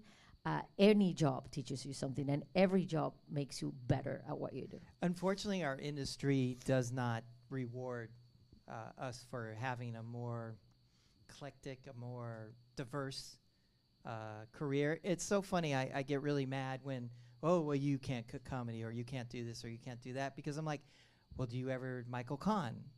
Michael Kahn cut every Spielberg movie, and he didn't stick to one genre. You name any successful director and the editor who's stuck with them, they're jumping around. I mean, Michael Kahn cut an animation. Do you think they would have said to him, yeah, you can't cut animation because your whole career you never cut animation? Well, we're storytellers, and when you need to, when all of you are storytellers, so we know if I need to make you cry or if I need to make you laugh. But people think that your muscle is just working for one kind of. I really want, and now with feature films, you cut television, you can't cut features. I'm hoping I guess it isn't, because you struggled with that a little bit, but with television being more feature film direct, like feature mini film. series, Yeah, mini series and stuff. like mini movies. I'm hoping that is going away a little bit, but I doubt it. But maybe it is because agents are getting television editors into those meetings. So maybe there is Kelly Dixon, Breaking Bad, and now she's cutting features because of how they loved Breaking Bad. Oh yeah, let's take a look at Kelly. She cut Breaking Bad. She can cut my feature for me. So I think it is changing. It does depend on the content, obviously. But this is a great segue into, I'm going to lump these together. Assistant editor, editing room etiquette and leadership in the cutting room, and of course, teamwork with your editor. Let's see, it's not really part of the culture of Unscripted to have an assistant in the room with you and work so closely. You want to speak to that, Brian, real quick? Yeah, I absolutely can speak to that. How many people here are unscripted assistants? Interesting. You've done it. Fully unscripted, or did you bounce back and forth? Mostly unscripted. Yeah, okay. But you've, yeah. I've been like unscripted. Yeah, but now you're scripted. Yeah. We're both scripted. Yeah. Yeah, it's right such now, a take whatever you can get, right? Yeah, right now, I think most of us would take about anything that gets thrown at us. It's such a weird dynamic because in unscripted, we really don't have assistants in the sense, because they don't really assist us. If anyone assists us, it's the story producers who are almost equal to us. It's a very strange dynamic. In fact, for a long time, pretty much any show I was cutting on, I would look for opportunities to give the assistants a chance to cut, whether it was a next on or a pre-on or something like that. And sometimes they would take me up on it, but then the EPs wouldn't give them the time to physically do it. And I know sometimes you need to work outside hours to try to get ahead, but this was even beyond because they were already working crazy hours. So it's almost something where it would be nice if the union maybe could, even when we have union shows, could create a space for assistants to maybe have a chance to cut, because we don't have that at all. Which is a shame, and hopefully we'll get you on the board someday to, I keep trying. you know, but we'll talk about that in a little He bit. keeps trying too. First you don't succeed, try again. That's the motto of our business, right, guys? Maybe try. Yeah. Hey, you got to, you know, the network afterwards. Got your whole voting population right here. But yeah, Anybody else want to speak to that? Oh yeah, I mean, we kind of talked about it in our meetings previously, just being a really good assistant so that you can finish your work ahead of time, and that way you have the hours. Like for me, I would finish all my work and I would knock on the lead assistant's bay and, you know, just let me watch what you're doing. I imagine it's a little bit harder these days with remote work, but and then You can kind of remote in, but yeah, real quick, I'll say. Yeah, you're it. yeah, that, Well, please tell. adding to that, I just How you? Please Well- tell us how in your cutting room you like to involve the Well, AE and. I live my life by why would you like if wait, don't do anything that you never want anybody to you. And the experiences that I had that hurt me, I do the opposite. Like my mentor, who was lovely, always gave me the worst scenes. I told my assistants, you pick the scene you want to cut, put your initials, and I'll make sure not to cut those unless I catch on to you, right? But they get to pick. I don't pick for them, because same with when I had Is no that money. true? Wow. Yeah. So what I was gonna say is that now that you guys are not in the room, which is terrible, and what I do, and that goes for Antonio, who's also working in Acapulco, what I tell them is, come in my room when I'm editing, and you can watch anytime. Virtually. Okay. And what you can do, you can ask your editor, go into the mode of the timeline, so they can be looking at my timeline. And so there's many times that I call Annie. I said, Annie, she cut a lot. She's a co-editor in Acapulco. There was a scene that I wanted her to show her how to take air between things that she had not noticed. It was a tiny little thing. But I said, come in my room, let's go to the timeline, and let me show you how visually I see where I can take chunks. So that's something you guys can say to your... I'd actually like you to show me that. Oh. So you can tell your editors, you know, I tell Antonio, come in all my sessions with my EPs, my sessions for sound spotting, sessions when I'm going to be locking the show, because you learn by just listening. Yeah, I And like to bring in. and they're not bothering anyone by being there. Yeah, tone meetings. Everything, I yeah. insist on the assistant. Yeah, I try to do the same thing. Since we're all virtually now, it's like please, you know, be in there and have your So camera, don't have your be camera shy. on too, You- so that during the tone meetings, people see you. You know, we don't get seen anymore because we're at home, and so the only way we get seen online is by having our cameras on. Yeah. And the last thing I'll say, because I don't want to be talking the entire time, but always ask. Since I was a little girl, my mom said to me, what's the worst that can happen? They say no. So just politely said, I finished my work, may I sit in your room and watch you cut? Or I finished my work, may I come in virtually and see what you're doing? And the worst that can happen is that the editor says no, but how am I gonna know that you're interested unless you ask me? So you cannot be shy. You have to ask. But know the appropriate time to ask. Yeah. I mean, don't come and interrupt, but you can always send a quick email. You can always say it early in the morning. You know, I mean, Annie will pick her scenes, and I will be cutting all day, and the next morning she will send me a little text going, by the way, I finished my scene anytime you have time to go over it. And I'm thinking, when did she even do this? And she was cutting at, between 9 and midnight. And she impressed me quite a bit, and she cut quite a lot because she kept doing every scene she picked, she cut it, and it was helpful to me because then it's very hard to keep up. In a movie, you have to keep up in case they call you and say something wrong, we're gonna destroy a set, let us know. So that was very, very helpful. I'd say with unscripted, the path tends to be more show up as an assistant, do your job, be thorough, and then, most reality shows, we hire a ton of editors. I mean, how many are on Amazing Race at any given time? It's usually 10 or more. 10 or more. I mean, I've done shows, with 10, 12 editors. My show right now has 6 editors. So there's a real high turnover. So I think it really is just a matter of being great at your job, get to know the people who make those decisions, the post-producers, and then eventually spots open up because there's just so much turnover. And then recognize that and be ready for it and take the chance. And look, if you try and maybe you don't think you're ready, I say try anyway, because even if you fail, again, what's the worst that can happen? All right, you go back to assisting for a while. Well, you still have that skill. You still know how to do that, and then wait for the next opportunity. So there really is nothing wrong with putting yourself out there and going for it. I think, Derek, you spoke to, well, we'll get this. Actually, I was going to mention something that we're going to get to, so I won't. But refresh us on what you did to stand out in reality to get into the chair. What was the one thing, just getting in there and asking to cut? How did you stand out? And then Station 19, you did a flashback scene?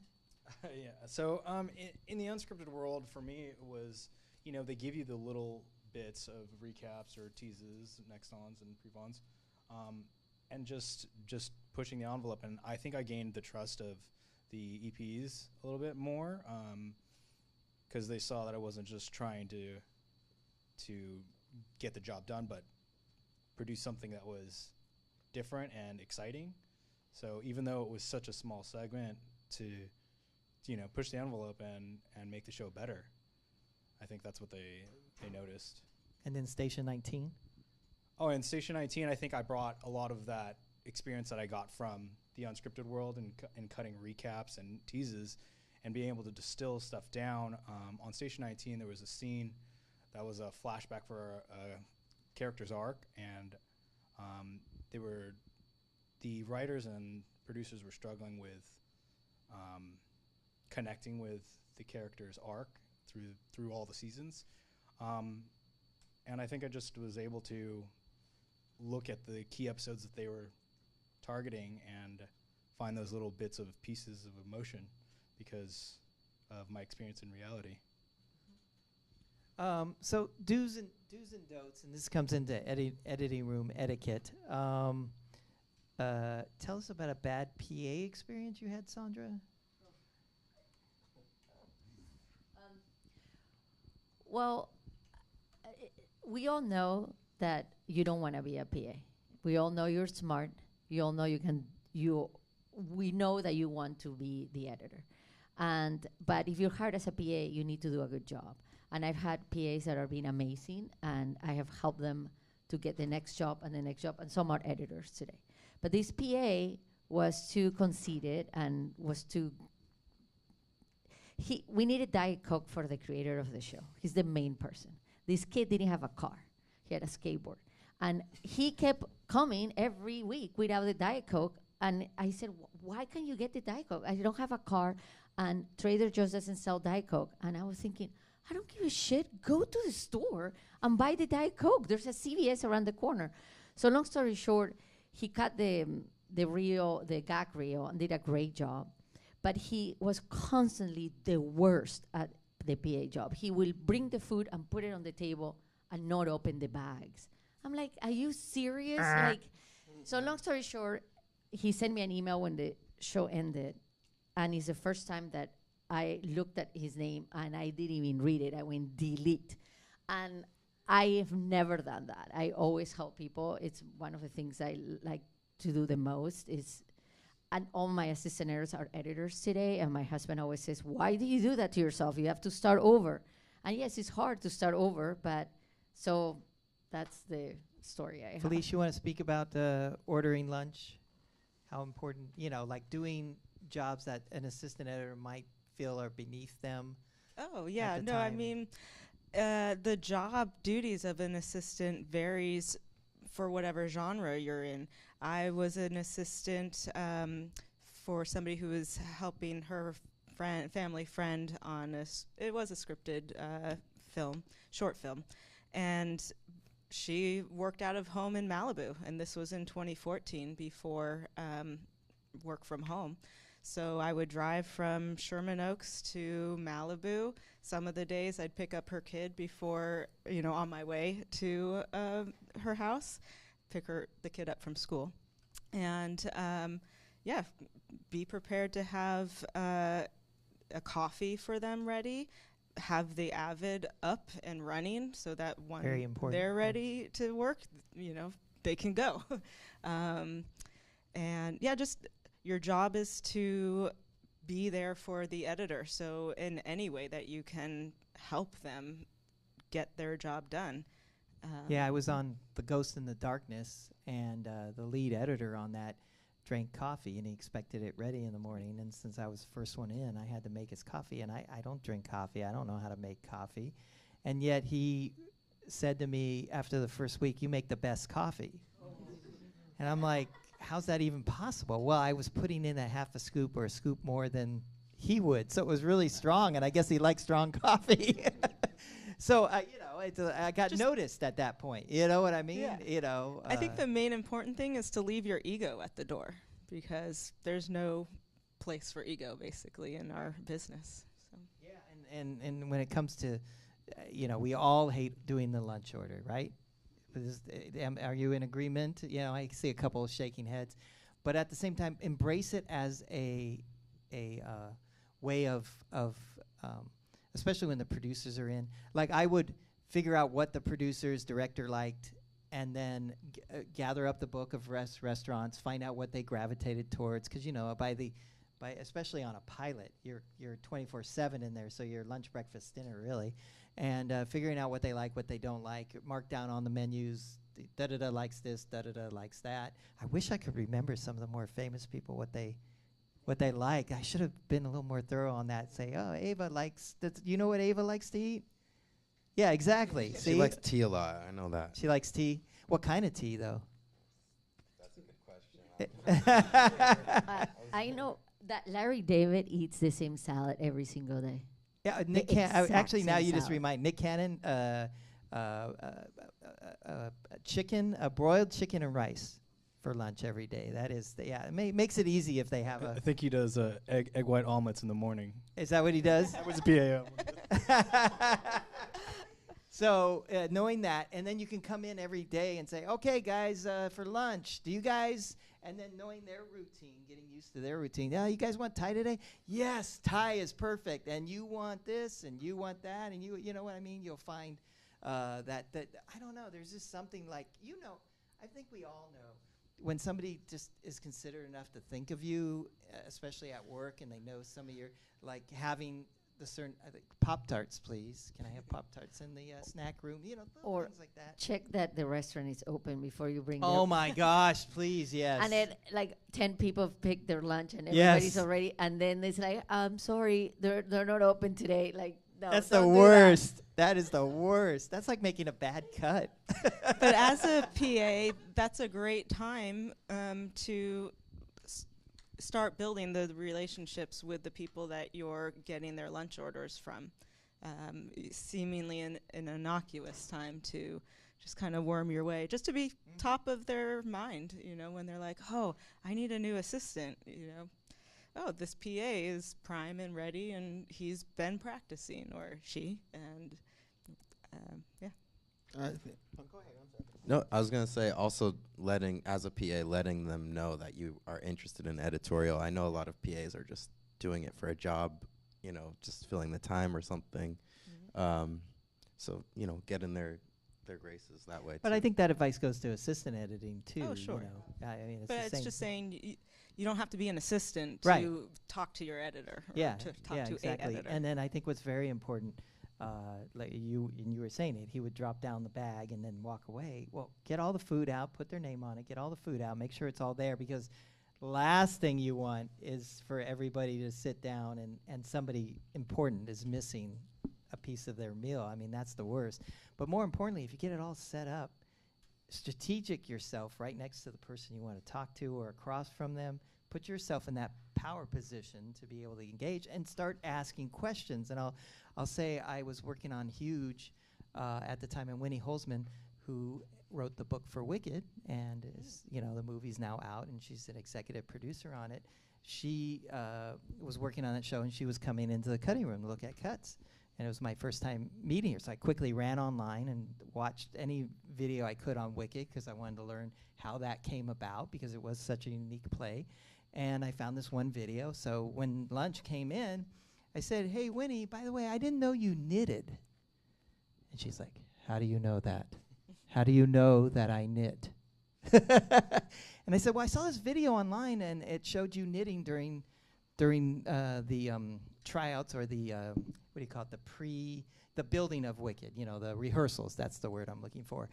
And she goes, "I have a funny story about that." And she broke into this great 10-minute story of basically she was so nervous on the show, she knitted this scarf that she ended up giving to the director when they opened on Broadway. So it became this really great story, a really insightful way into the creation of Wicked.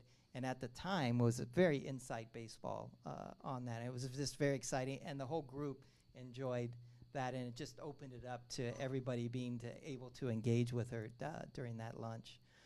So it's very important to do things. Go ahead. Are we still talking about the etiquette? Or yes, please. So another thing is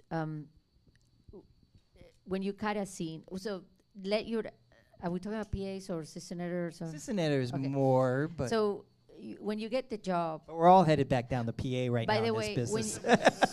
by the way, when you get the job, don't tell them before when you're interviewing for the job. Don't tell them right away that you want to cut. Let them how interested you are. As a PA, I'm going to be your best PA ever. No, I'm saying as an assistant editor, don't immediately say I want.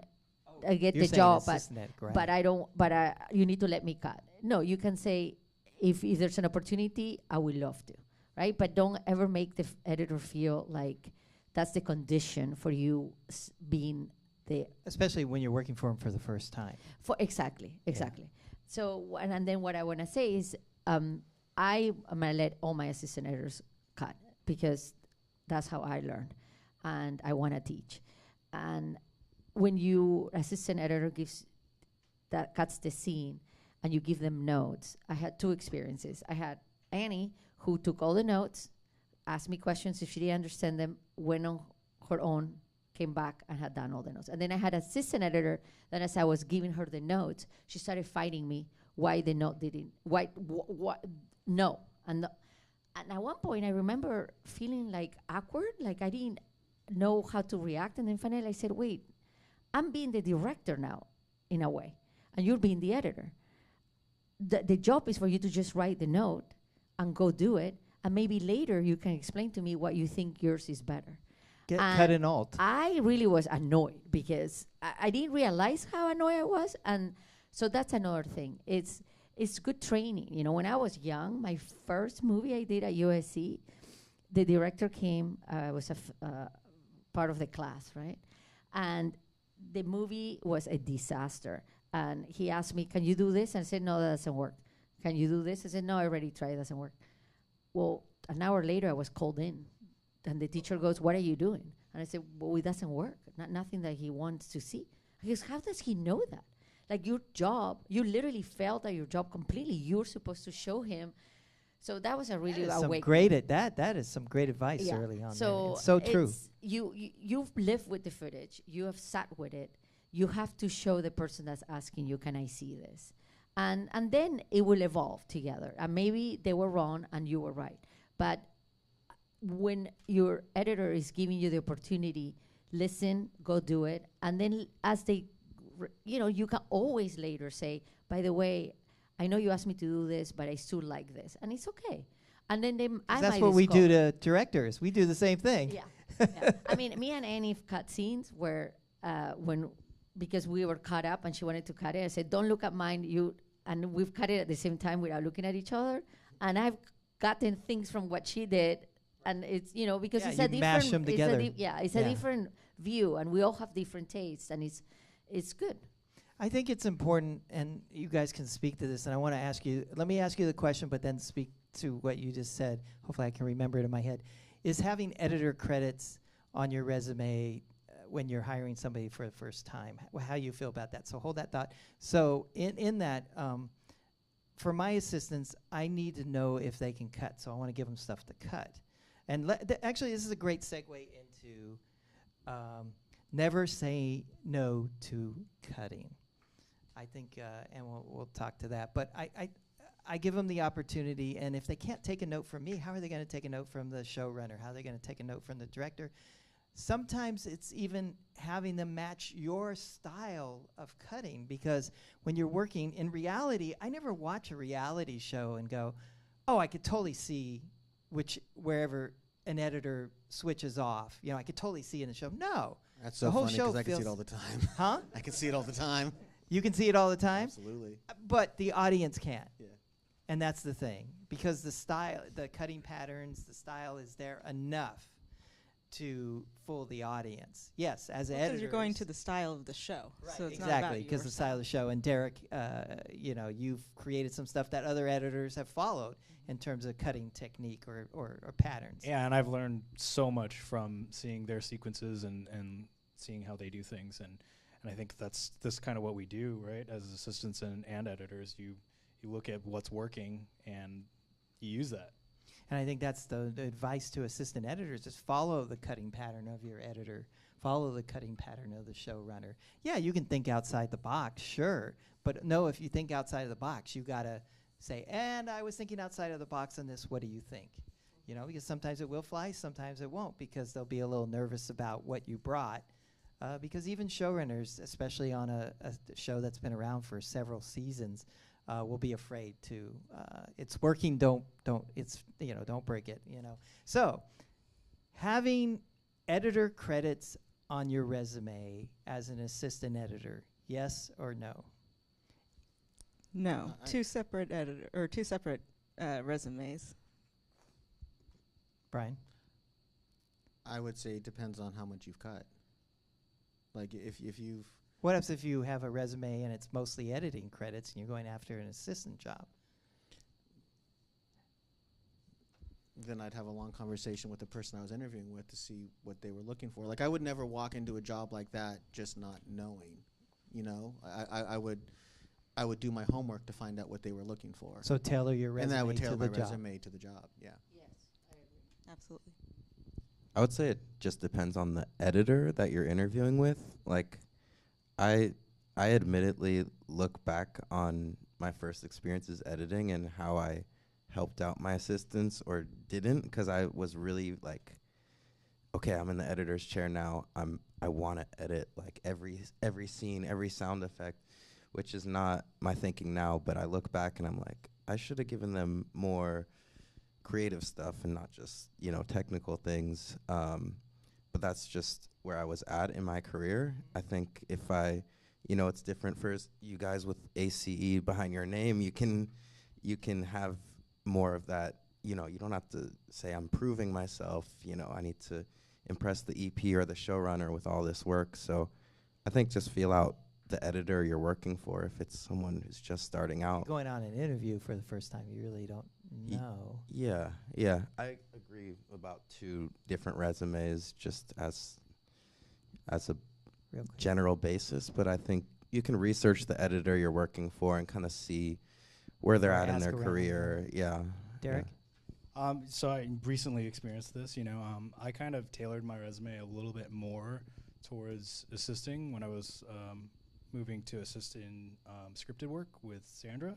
And she probably had some apprehension of hiring an established editor in unscripted. Emmy Award nominated editor. Yeah, but I had conversations with her before she hired me on, and it was I just like I said earlier, I'm a fan of the art of video and film, TV, and I just wanted to learn the scripted side. So I think she saw the genuine emotion I had about it, and she took a chance on me, and it's pretty awesome that she did. I will say that if you're going to get an assistant job, I would try to make it look like you're a very good assistant editor. And once you meet the editor, and then if you are trying to get a job as an editor, you need to try as much to fake your resume. Right. And Make it look really if strong you were as an the- editor. If you were you were a co-editor, I don't know. I'm always telling Annie, like, put this that you did, like you, because unfortunately, you're going by a piece of paper, and so you need to try to make it as impressive as possible. And so when my first resume was horrific, now it's pretty nice, but it's you have to just try to at least get the interview, and then after, when you're at the interview, then you get to, so try to make your resume to look as impressive as possible, I think. But if it's for an assistant job, I would say try to make it, or you can even rearrange it where at the top you put assistant editor experience, and you can put at the bottom, co-edited. So then the person knows that that's your priority, that you're not going to come in and take over. Right. And I just, and I'll go to you, Felice. I agree with you on that. Not having a little bit of editing experience at the bottom of your resume shows, okay, they're a really good assistant and they want to cut. Correct. Great. That's what I want. That's what I want to hire. And we want ambitious people. Right. Hungry. Hungry. Yeah. I mean, I do. Mhm. They make my job easier. Felice, did you want to add to that? Well, just a little notion. I mean, it sounds like the assistants here are wanting to switch into scripted and whatnot, but it's not the editor that hires you in unscripted. And so you don't really have an interview where you can speak. You can definitely say to the post supervisor, who generally hires editors or assistants for unscripted, you can let them know that you have the interests, but it's not really a formal interview like you will have in scripted. And then I was just going to speak to the flip side of things of, yes, you do want to always be editing, never turn down anything. But like Sandra was pointing out, you don't need to come in guns a-blazing or, just test the waters. Like I got my first syncing job, syncing the dailies because of Alexa Vejo right there. And she was awesome and helped me. And on that show that we were on, I was talking with an editor that came in, and we just had a good rapport. And so he brought me on. I was fortunate. He brought me on for that Leverage Redemption show. And he knows full well that I want to edit and that I have been editing and whatnot. But this was his first real full season with the company. And our third episode was directed by the owner of the company. On each episode got incrementally more advanced with the VFX that were in it. And so at the beginning was really the only time that I would have had time to try to do some edits. But I was very new to assisting on a television show to an editor specifically. And so my focus was to make sure I was doing the best assistant job possible. And I just didn't feel like it was, it wasn't that it wasn't appropriate, but the editor was focused on proving himself on the show. Yeah, cementing his spot there, and I want him to cement his spot there, and so I didn't even I edited some stuff on my own just to do it, but I didn't say, oh hey, I've done this, can you take a look at it, because we were very time pressed, especially on that third episode. It was, rewind footage that was rewound that got into quads that then made a shape. So right, and now you still have that relationship with the editor and probably can still work with him because he knows your work ethic and that you're there for him as opposed to advancing your career. Sandra?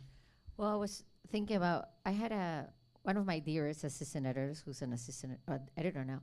He was a reality assistant editor, but because I love talking to people, I will always go to the rooms. Besides, if they like me more, I will get my stuff first. So that was my strategy too. But smart. My assistant editor, I was pregnant. I went to the hospital for a checkup, and they never let her leave. So I was doing happy endings, and my night AE became the day AE, and I needed somebody that night. And I pitched my reality assistant. And I remember the post producer wanted to interview people that had come from Tish. I'm like, I don't give a crap that they came from Tish. I know this kid. Like, why would you even go to a resume that I? So he was in Disneyland, and he drove from Disneyland to interview that night, and he got the job and started. And he's been, so he moved from reality to scripted, and now he's an editor. But it's just somebody that was always showed me that he cared about me, and he was super smart. I got to know him, and he stood out. So don't be shy. Go say hi to the editors. Stop by real quick and ask them, how's your kid, or how's, Yeah, if we get back into anything. buildings again, I would always walk up and down the halls, especially if you're in a big post-production building. I'd just knock on each door and say So hi, yeah, find that opportunity. he got the job, at night, and then he became my day AE, and then he became an editor. So on the show, you're doing your assistant editor work, and then the editor gives you work to do, editing. What's your opinion about cutting before your work is done? Meaning your assistant editor work is done. Good or bad? Bad. Look at all the mics coming I up. think you always should get whatever job you're being paid to do done first, and do that as best you can. And then if you can get that, then if you have something to cut, do that on your own time. And I realize that I'm probably giving Rob Callahan a heart attack by saying that. He's our organizer for the guild.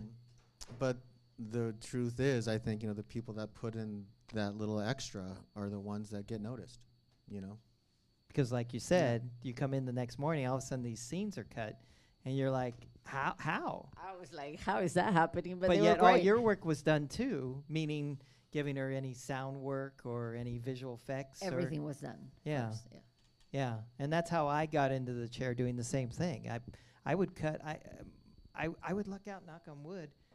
I'd get to the point where the editor would give me a whole act to cut, and yet I had all the stuff he wanted done and a whole act done. I have a little story. So in Acapulco, I don't know if you guys have seen the show, but it's in the past. So the present day scenes, which is Eugenio Derbez, tells a story. So instead of having these men come for each episode, they stack all his scenes for the entire season. So we need to cut our episode with fake scenes of the real-time scenes are fake. So we record the dialogue, and we put stills, and we have to create a scene. A storyboard? Do you do a storyboard? No, we just do a still of the actor who's talking. Because what happens is you have to get, we have to keep going. So we have to get the editor's cut done, then the director's cut done, then the producers, and we won't get the real scenes of these Wow. present day scenes onto. Oh, because they're like what's the word? Blanket shooting, cross-board. No. It's just that the present day scenes is with one actor that's very busy, and we don't want him to be coming when Got we it. shoot. Got it. So he only comes at the end of the show. Got it. And we shoot all the present day scenes for episode 1, 2, 3, 4, 5, 6, 7, and 8. So we need to get that timing sorted out. So we have one of our editors records all the dialogue for us, and we get we record all the dialogue, just us. But then I didn't want to cut these scenes because I'm kind of a snob in that way. So I was like, I'm gonna have Antonio cut the scene. And so he cut the scene. But instead of just doing the little picture and the dialogue, he cut the scene in a way that the scene worked. It was so well done. I was so impressed. Was this like in storyboard? Storyboard. or So yeah, what I wow. said, I was like, you've deserved it. When the real scene comes, that's your scene. And he cut the real scene. There you So it was, he really went out of his way. Like when he was supposed to be laughing, the person, he found a still of the person laughing. I was like, whoa. Like the scene was so good, and you need that rhythm. Did you for come from my- animation? Because that's kind of what animation does in the previs and all So that stuff. he when the real scene came in, I just sent him a text going, your scene is there. Cut Your it. scene and is he ready cut for it. you. He did a great job. Should an assistant say, because there's so much demand because of the tight schedules that are thrusted upon us these days, sound design, not sound editing, it's more sound design. I feel as when I assist, um, that's where I can get my get noticed, is doing cleaning up dialogue and doing the sound design and creating a soundscape. I mean, so many times, some of my sound ended up in the final mix, or the director would direct the sound people to match what the temp was. Brian? I was going to say, well, first of all, with unscripted, the editor does all the sound design and editing. The only thing we don't really do is the final mix. But even then, the temp mixes we turn in are usually pretty good, like probably 85% of the way You there. ISO the mics and everything? Oh yeah, Yeah. No, I'll cut with all that. God, I just cut a scene where we're inside a police car talking to this detective. I'm doing a true crime show, and it's super noisy. So I'm throwing filters on her voice to make it so you can actually hear her. You know, this is all very detailed work. I'm adding all kinds of ambient sounds to make the edit smooth. It's just very detailed. Now my wife is a scripted editor, and she came when she was an assistant. Her editor made her do all kinds of sound design, to the point that she was walking around our house like recording Foley, like for drawers opening and all this other stuff. And that was a really great lesson for her, because even though all that stuff pretty much gets thrown out the second it goes to the mix, they would get, through that process, they would get fewer notes from the producers, from the directors, because, I mean, for me, we often think of our medium as a visual medium with sound supporting it. I think it's the other way around. I think it is, sound is what makes it real. Sound is what makes the world real to the viewer. You know, you can very easily have a scene on screen that's completely black, that's nothing but sound design. But the second you do the opposite of that, your audience, like, you lose your audience. You lose your producers. When you think back to the movie The Last Jedi, there's that big moment where the ships collide and the sound completely cut out. That was, what was it? Newer movies. Like that. The second one, out of the prequels. That was the 8th episode. That was amazing, right? Like, I thought, wow, that's so cool, but it really pissed off the audience to the point that theater owners were putting out signs up front saying, by the way, there's a moment where the sound cuts out. It's not a mistake. That's crazy, because that moment, along with, I think it was Boba Fett or Jango Fett, with that, get a little Star Wars geek here, it shoots out, you know, that's Ben Burt basically in his brilliant sound design. Talk about one of the masters, where it shoots out some kind of nuclear bomb thing, and the thing explodes, and then like 3 seconds later, I mean, it just made such an impact on me of that sound design. And so thinking outside of the box, it's kind of informed me that when I am doing something and I can be creative, I'll try to, you know, editorially create a soundscape that is a little bit outside of the box, or bringing in my own. It has like, another flavor advantage. to it. Another advantage too, especially with sound design, where the sound you create isn't necessarily the real sound of the thing. So it forces you to think creatively about what does this sound like, and of course that skill translates to picture as well. You know, what are other ways this shot can be used to tell a different part of the story? You know, and in reality, we do that all the time. You know, constantly cheating and moving things around. Felice? Well, I was just going to touch upon the fact that we can blink and miss something, or turn our head to talk or whatnot, but our ears never blink. And so we're constantly, our brains are constantly assessing what we're hearing, and there's never, you know, a downtime. I think, Alex, since you're so quiet there in the middle, I think in documentary filmmaking is very important for sound design, right?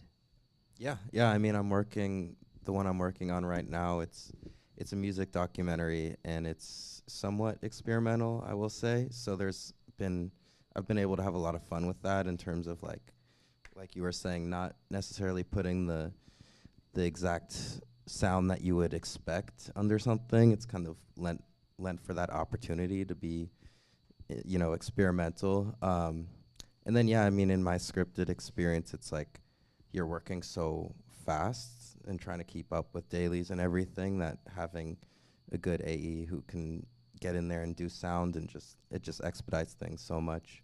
So, both. I think also just touch on it real quick, being a good music editor if you can. I mean, if you feel like you're not that good at it, just keep at it, because it's so important. But maybe you're not that good at it, but one thing you might be good at is having an eclectic taste for music, And for me, when I'm out there networking, if I find an artist, I'll say, hey, send me your work. And they will, and I put it in a file folder on my iTunes, and then when I'm cutting, I put up their work against it, and if a song sticks, guess what? It's in the show, it's in the feature, and I've gotten many indie artists into my work just by that kind of them giving me their work, and the composers too. I'll do the same thing for up and coming composers. Say, give me your work, and I'll put it in as temp, and then some of it will stick, and I say, yeah, I think the composer can sell this to you. Yeah, at the end of the day, producers want cheap, right? And all of a sudden, these people get their first credits on stuff, and so I'm very excited about being able to do that. But more importantly, this stuff really informs my editing, because I'm inspired by what they've created. So I'm already being creative. What's the right word? Inspired by their music and how I cut the scene. And actually, that got me noticed on Huge as an assistant editor. I put my friend Bicky's song as the season finale song, and the director's like, no, that's horrible, find something else. And I'm like, well, I'm going to stick to my guns, you know. And the producers heard it and went, oh, my God, this is the best song ever. You hit the tone, you hit the vibe, you hit the da-da-da-da. Next season, you're going to be one of our editors, because, we knew all the editors weren't coming back because they're going to move on to other shows. And then, of course, the show got canceled. But I still have those relationships. On the music thing, I think in the unscripted world, there's a lot of piecing different music sets together and making them sound like one piece. So I think that's a good skill. And knowing how to end it. Yeah. Yeah. Do you come in with the hard note? Are you streaming in? I think temp score is really important too to building it out. And just knowing movies and shows, like, oh, this movie or this show is tonally like this, and maybe I can download some of that temp score and use it to kind of. I've had a lot of temp score kind of inspire composers that come on later, and they're like, oh, that's really good. I kind of want to go with something like, not that you should fall in love with your temp score either, but there's kind of a happy medium with that. I'll mostly fall in love with tempo and instrumentation. Like I really love the bass line in this. Can we have a bass in whatever you come up with this tempo? By the way, talking about I'm very neurotic about my sound, and I always, because me and Annie are not together, I make sure that the Avid people give us the exact same speakers, because what she might design might sound completely different if my speakers are different. Right. And then I'm going so that's another thing, is make sure you guys have the exact same speakers, so you guys are listening to the exact same thing. Yeah, that was a big battle, and it kind of is a little bit, but I think it's gone away because of that. Like every time I get something from my assistant, because they're on shitty speakers, I have to redo it. You got to give them the same equipment. Yeah. My favorite is when I get notes from producers when clearly they've been listening on headphones, and they hear the tiniest little blip, and it's like, that's not. How'd you even hear that? Why am I spending my time on this? You're going to pay someone to fix this later. Right. By the way, talking about music cuts, if you're running late, just put the cut in a door slamming and you're fine. I mean, I do that all the time. I am always hiding all my cuts. I mean, Annie's a very good music editor, and so sometimes she says, can I try to sound that better? I'm like, go ahead. But I'm the type of person that, depending if I'm running, like I hide that cut in something. So the beat will be going, and then the door slams, and then there's a little ring out of the music, right? I mean, you sometimes have to be creative, Yeah, or a punch. And in action music, a punch or a crash. I'm good now, but when my first jobs, I was not a very good music editor. Nobody had taught me, and so my director would go, "What are you doing?" I'm like, "Well, why is that? That sounds okay." He's like, "No, it sounds terrible." So I got better. I'm good now, but I'm just saying, don't be afraid to use those little tricks, and also don't be afraid if they tell you it's terrible. Just fix it, Yeah, I think just keep the beat is the biggest advice. Don't go off beat, when you do the music edits, because that's what you notice. So try to rhythmically stay in the even when you're cutting to different songs, just rhythmically try to stay in the same 4/4 count or whatever, and you'll be okay. My favorite thing is those when you cut a scene and then you lay a track in, and then it just hits. Yes. Because you have that internal rhythm when you're cutting, and then it just. That's when I sometimes get Okay. too attached to it, Yeah. and I'm like, oh, when the note Yes. comes back, this isn't our show. You know? No, but it is exciting as an assistant or an editor when you lay it in, and it just you're just watching it for the first It time. hits you're going, every yes, emotional yes, change yes, in the music. Yes. Hits Oh wait, one little. Yeah. Yes. Totally. Well. Can I say something? Yeah, yeah. I just realized. Another thing I want to give you guys advice is when you are going to get your first job as an editor, have the editor you've worked with interview you. I interview all my assistant editors. And so I even call them and I start right away. So tell me what you want this job, so practice. Ask your editors, can I have you interview me for the job? Because we've done it so many times, I know every question I'm gonna be asked, and you get nervous. So make sure that your editor that you like says, can you interview me? Or can you look at my resume? Can we Can go you over look at it? my resume and interview me? Yes, I would be glad to. One of my assistants said to me, I can't believe they asked me all the questions. Oh, I have one more thing. All the interviews they're gonna say, is there anything else? Do you have anything? Do you have any other question? One last thing you wanna say? So I told my assistants, tell them, when do I start? And everybody laughed, and then. Because it's about connecting, so that's a good one. Always I like use it. that. I like that advice. It's like, when do I start? But I think that's great. I think you've just sparked something in me of we need to do a speed dating thing here at the Guild where we can practice our pitches and our getting. Yeah, it's good. And I remember the same thing I was saying. We're all smart. When I was young, I would read a script and I would interview for the job, and I wanted to say, this is terrible, or I would maybe if you do this, to be impressive. And I remember going to my drama show interview. The director said to me, Sandra, they already know I like you. If they ask you any question about the script, don't say a single thing. You love the script, you love everything. I was like, okay. And it was something I had to learn. You want to come across as you are very positive, you're passionate about the job. After you get the job, if you might think something might be better, you do it later. But don't be trying to be impressive and tell them that this part of the script of this line is not a very good line. Just get the job first. Yeah. Yeah. We're going to move on to networking, but I did get in trouble. I worked on this horrible film, and I somehow accidentally said to the producer when we were walking on set, we had come to set to show some scene or something, and the producer said, so is the movie funny? And I went, yeah. Not in a ha-ha way, but just in a little, check, yeah. And my editor, just reamed me out afterwards, right? So then they come in the room for the editor's cut, and then they're like, it's not funny. Eric, you were right. I think you learned the wrong lesson on that one. It's just a weird fine line. It's just knowing when to say it, I guess, would be the right time, or earning the trust. I guess it's just a matter of trust. Because, who is this assistant editor telling us that the film isn't funny? You know what I mean? I think it's a level of comfort, Yeah. just making everyone feel comfortable in the room. Yeah.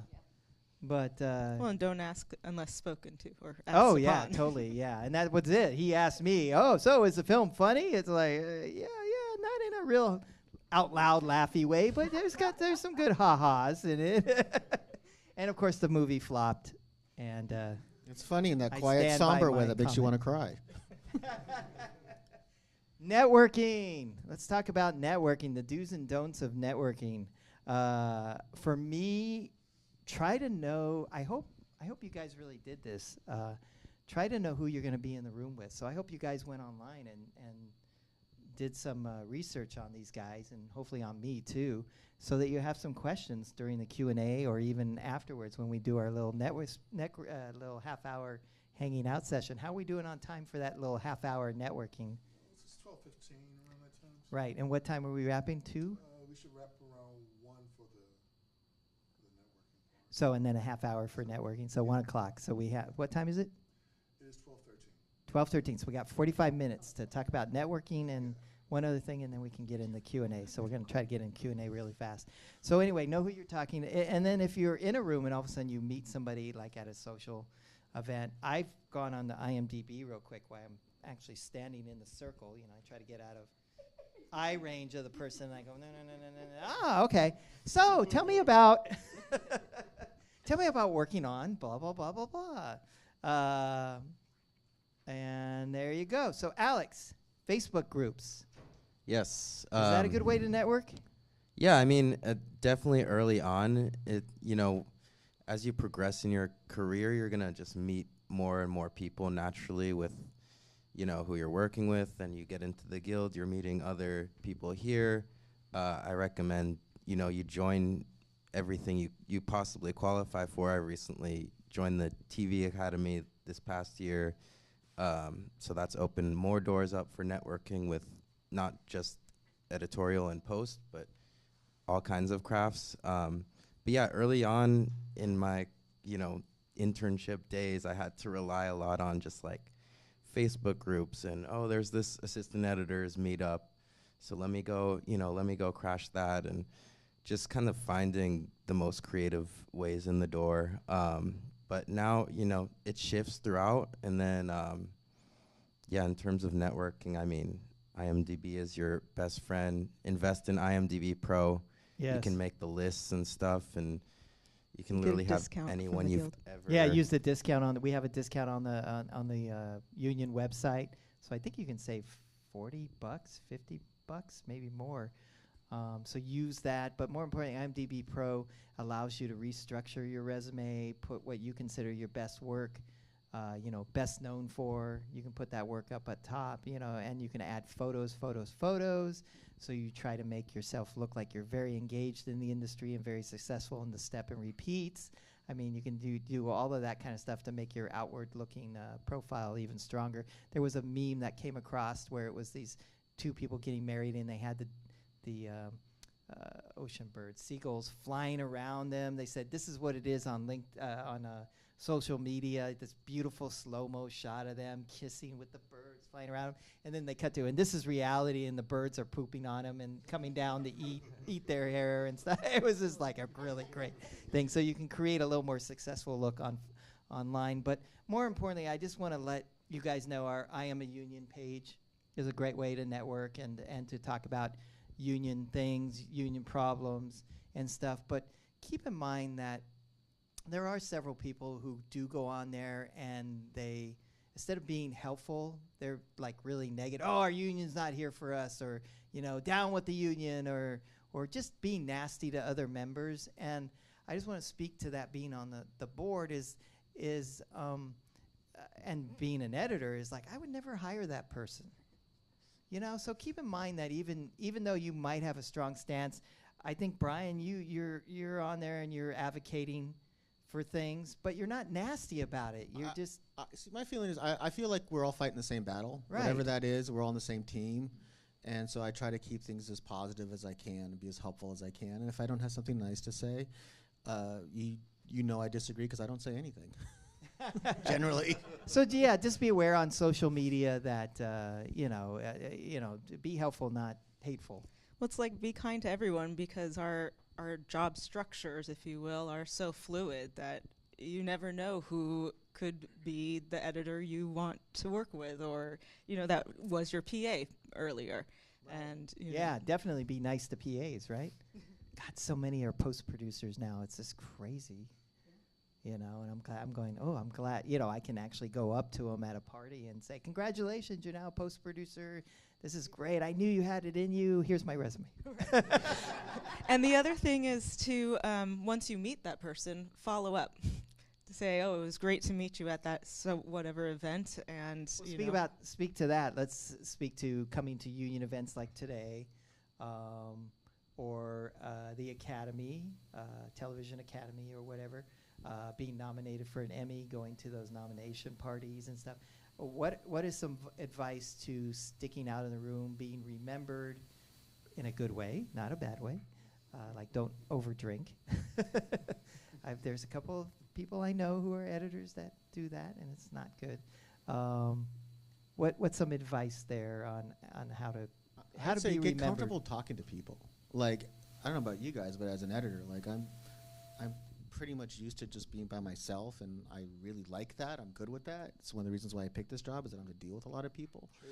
But you know, when you like joined the TV Academy, which I also recently did, you're not allowed to bring a guest. So for most events, so you have to go, and if you're lucky, you'll spot somebody you know, but you also just have to good at walking up to a table of people you don't know and introducing yourself and saying hi, and just get comfortable with that concept, which can, I know it's taken me a very long time to get over, but I think it's an essential skill. It's putting yourself out there.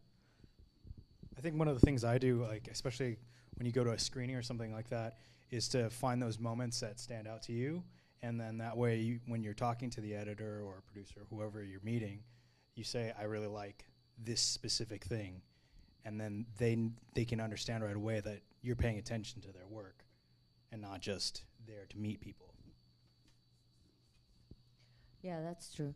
I will say that getting a job is like fishing. You have to, like, if you're fishing and you throw your what's it called? Resume. Your rod. Yeah, your fishing rod. Your you know, worm. 20 times you might catch one fish, but if you throw your rod 1 or 2 times, there's no way you're gonna get a fish. So in my opinion, you have to send your resume to 20 people. Hopefully 5 reply and 1 person might forward your resume to somebody else and you get the job. I think is another thing I will say is that when you have any job you have, even if the job was for 2 days, is great for you to keep the contact list of the show. I have them all since I was 19. And because all those, that's where their phone numbers and their email is. And then when you finish the job, you should send a quick email saying, it was a pleasure working with you. My interest is this. And if you ever come across of needing somebody like me, please let me know. And follow up. In 2 months, send that email again. And make it personal, like, you know, remind them where you have met them. And do it. I had some people, I just had an email came from an assistant that I haven't talked to her in 3 years. She's lovely. And now she's in my mind. So if somebody calls me and says, Sandra, I need an assistant, the first person I'm going to recommend is her.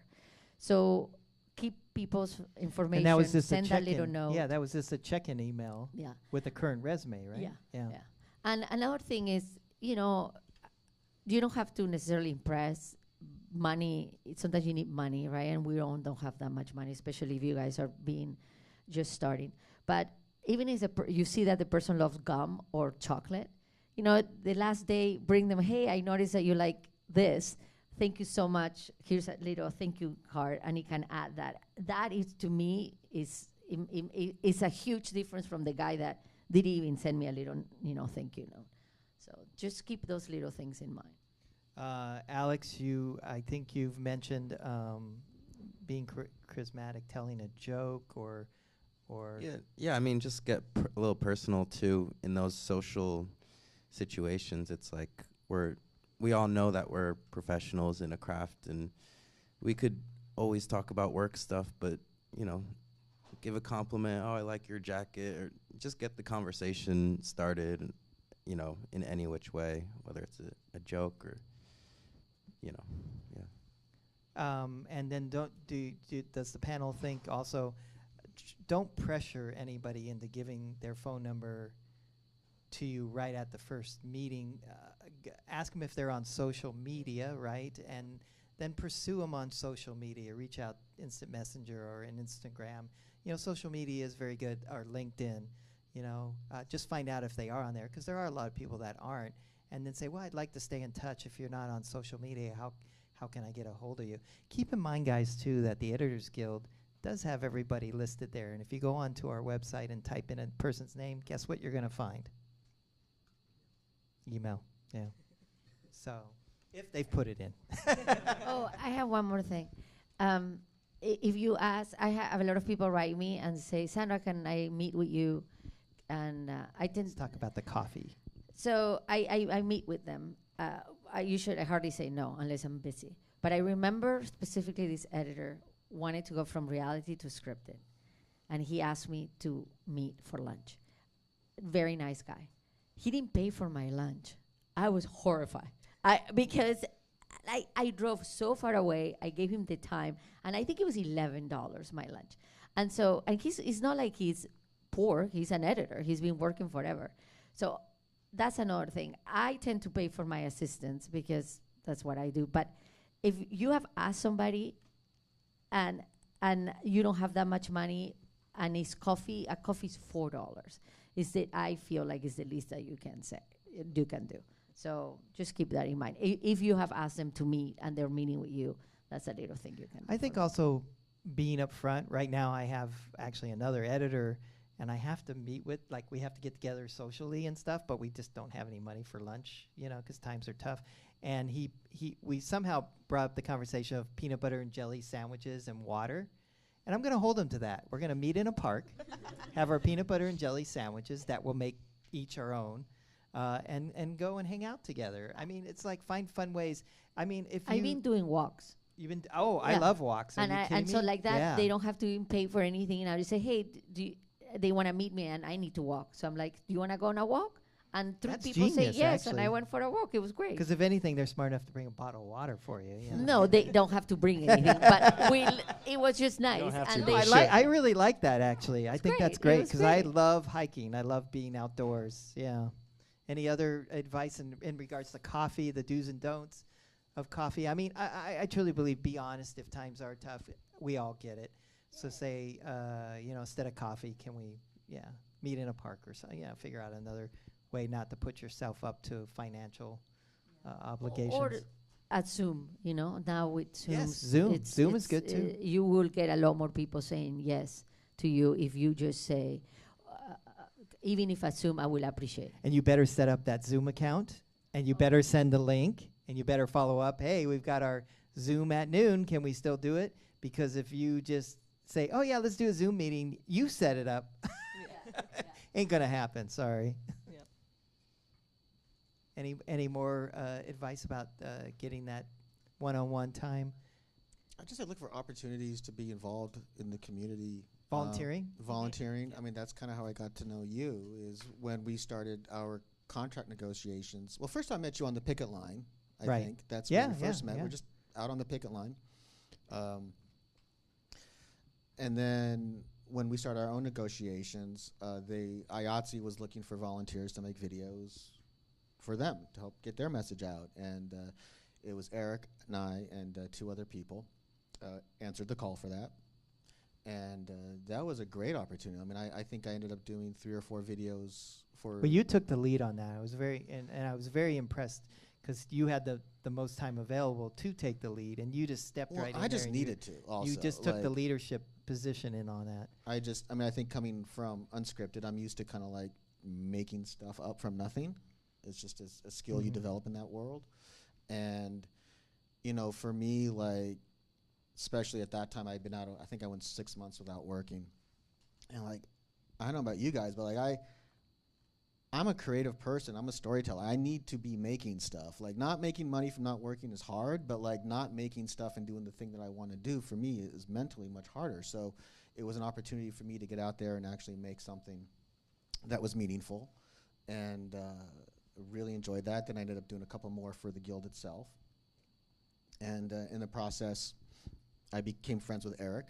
And then from there, you got me involved in the Rose Parade float. Well, you kind of got yourself involved. Well, you wanted, if for those of you who don't know, I designed this year's Burbank Rose Float for the Rose Parade called Having a Lava Fun. Yeah, it's my 43-year side hobby that I've finally got smart enough in the last 5 years to merge my career into my hobby, and that is invite all you guys down to help decorate the thing. And it was the most genius thing I've ever come up with. Yes, exactly. It's so much fun. So Brian says, I want to learn how to weld. Well, we have a welding class. Become a member. They teach you in one day how to weld. I'll actually do a refresher course with you, and then you can start welding on the float. And I think you did one day you did the class, and then the next weekend you were welding on the float. Yeah, I was on a whole bunch, and I mostly worked on the back end of the float, and I don't know if it was the best welding ever, but it held together coming down Colorado It won an Boulevard. award. So, and that was it. You can make those mistakes. You can learn on the job. It's like editing. But met all kinds of MPEG. members there too. Right. Hudson would come with his wife a whole lot. I don't think we ever We- ran yeah, into we were each on other. opposite Yeah. schedules. Yeah, Felice would come down, and she had some experience working on floats in the past, professional floats. So she kind of was like, "Oh, I already know how to glue this," and she'd just go right And to it's it. a year-long process. So Yeah. honestly, if any of you guys are interested, like reach out. Like I'm sure they're starting the next one any Oh second. yeah, now. we already picked the design, So. but I'm gonna pull back a little bit. It's too much. I want to work. I need a job. I just want to say one more thing. Just like the person that gave me my first job was another editor, or I got the job through this other editor. Even here today, say hi to each other, get each other's email, because you should be friend assistant editors. Because if you become good friends and that person is busy, they're gonna go, oh, I have my buddy. So don't think that it's just the editor that you need to meet. Assistant editors are within each other. You guys can help each other, so do that too today. Well, I was just we touched upon sound and how you can start practicing with adding sound effects and music and such. But in unscripted, there's rarely any VFX work. If anything, it's just a background to an interview bite or something. And so coming into scripted, that was where I needed to gain more experience. And so while you're trying to make that transition, that's another good thing to practice is getting green screen or blue screen footage and changing out using the chroma key and Spectromat and Animats. I think that's a good segue into, and I want to into the current landscape of the industry, and taking kind of advantage of this horrible. I mean, I've never experienced it, and I've been in this business. Actually, I somehow saw my account on the Editors Guild, and this is my 30th year in the business, or in the Editors Guild, actually a little longer. Yeah, it's like, how does it happen? And it's like, I've never seen, there's been ups and downs, ebb and flows and stuff, but I've just never experienced this. And you talk to anybody, directors, writers, producers, we're all like, what the hell is going on? So with that, I want to, Harry Yoon, who was on our panel last time, said this, and it kind of stuck out to me to bring it up in this panel, and it is, make yourself stand out as someone who goes the extra mile, who understands how to read the room, understands what it means to maintain relationships, to show your character. These are the most important now than they are ever. Let me see if I can rewrite it. Those are even more important now than they ever were, because it's going to be very, very competitive moving forward. And that is the thing, is like, I have to compete against Oscar-winning editors. You have to compete against Oscar-winning editors, Emmy winners, you know what I mean? Like, I have to compete against, a whole, it's just so competitive out there. So any advice that you guys have to everybody in the room before we start the Q&A real shortly here, that can keep you, I like the fishing metaphor. I mean, that is so true. Just, I know how, I mean, I experience it every day of depression. Oh, I've got to send another 10, 20 emails today. I feel like I'm bugging people and whatnot. You know, how can I get that right tone in my email just to say, hey, I'm reaching out. I know you're in the same boat I am, but I just want to let you know I'm still alive. I'm still in this business, and I want to work. And I think that's how you have to attack it. I'm still in this business. Here's my resume. I want to work. And when we all get back to work, everybody knock on wood at once, I do feel that the flow will come back in. How big that new river of work is when it happens, I can't say, because our landscape is just, I mean, it's just so changing. It's just really, really bizarre. So what advice can we give these guys to take advantage of the situation we're in? Don't be shy, guys. Right? Yeah. I mean, it's tough right now. I'd say, we're all here at this event, which is for assistant editors getting into the edit chair. So now, is the time to edit anything and everything. I know you're probably not going to get union editing job at this moment in Not at all. time. No, this is not Not the non-union time, work to but get. Yeah. Right, but now it's a good time to, practice, get your hands on it. I always say for assistant editors, call yourself an editor because I'm assuming everyone in this room has edited something. So, you can say I'm an assistant editor on this show, but this is who I am. Like, claim it. You all are editors. So, yeah, just keep cutting, keep working, and then this is a little embarrassing, but I have to use the restroom. It's all right. You didn't have to vocalize that. TMI. I'll be right Just back. put the mic down. There you go. You could have just totally. I would say the most important thing to keep in mind is that it's not you, it's them.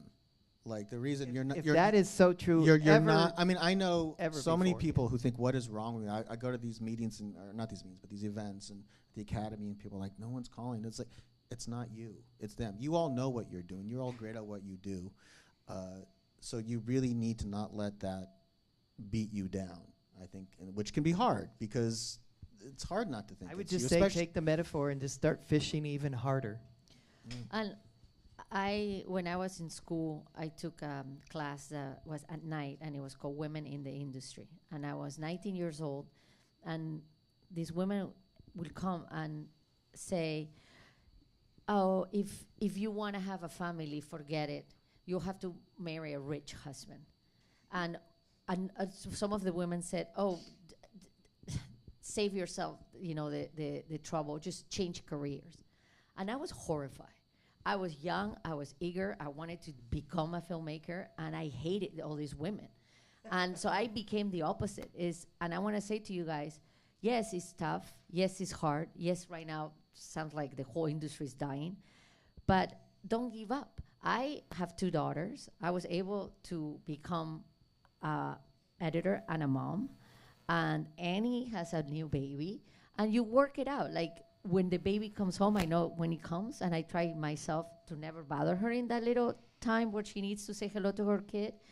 And many times Annie says to me, I need this hour, but I'll come work at 9 p.m. and finish. And sometimes I say, no, don't do it. But then the next morning it's done. So what I'm trying to say to you is do not get discouraged. There is ways to do it, and you will find the right person to work with.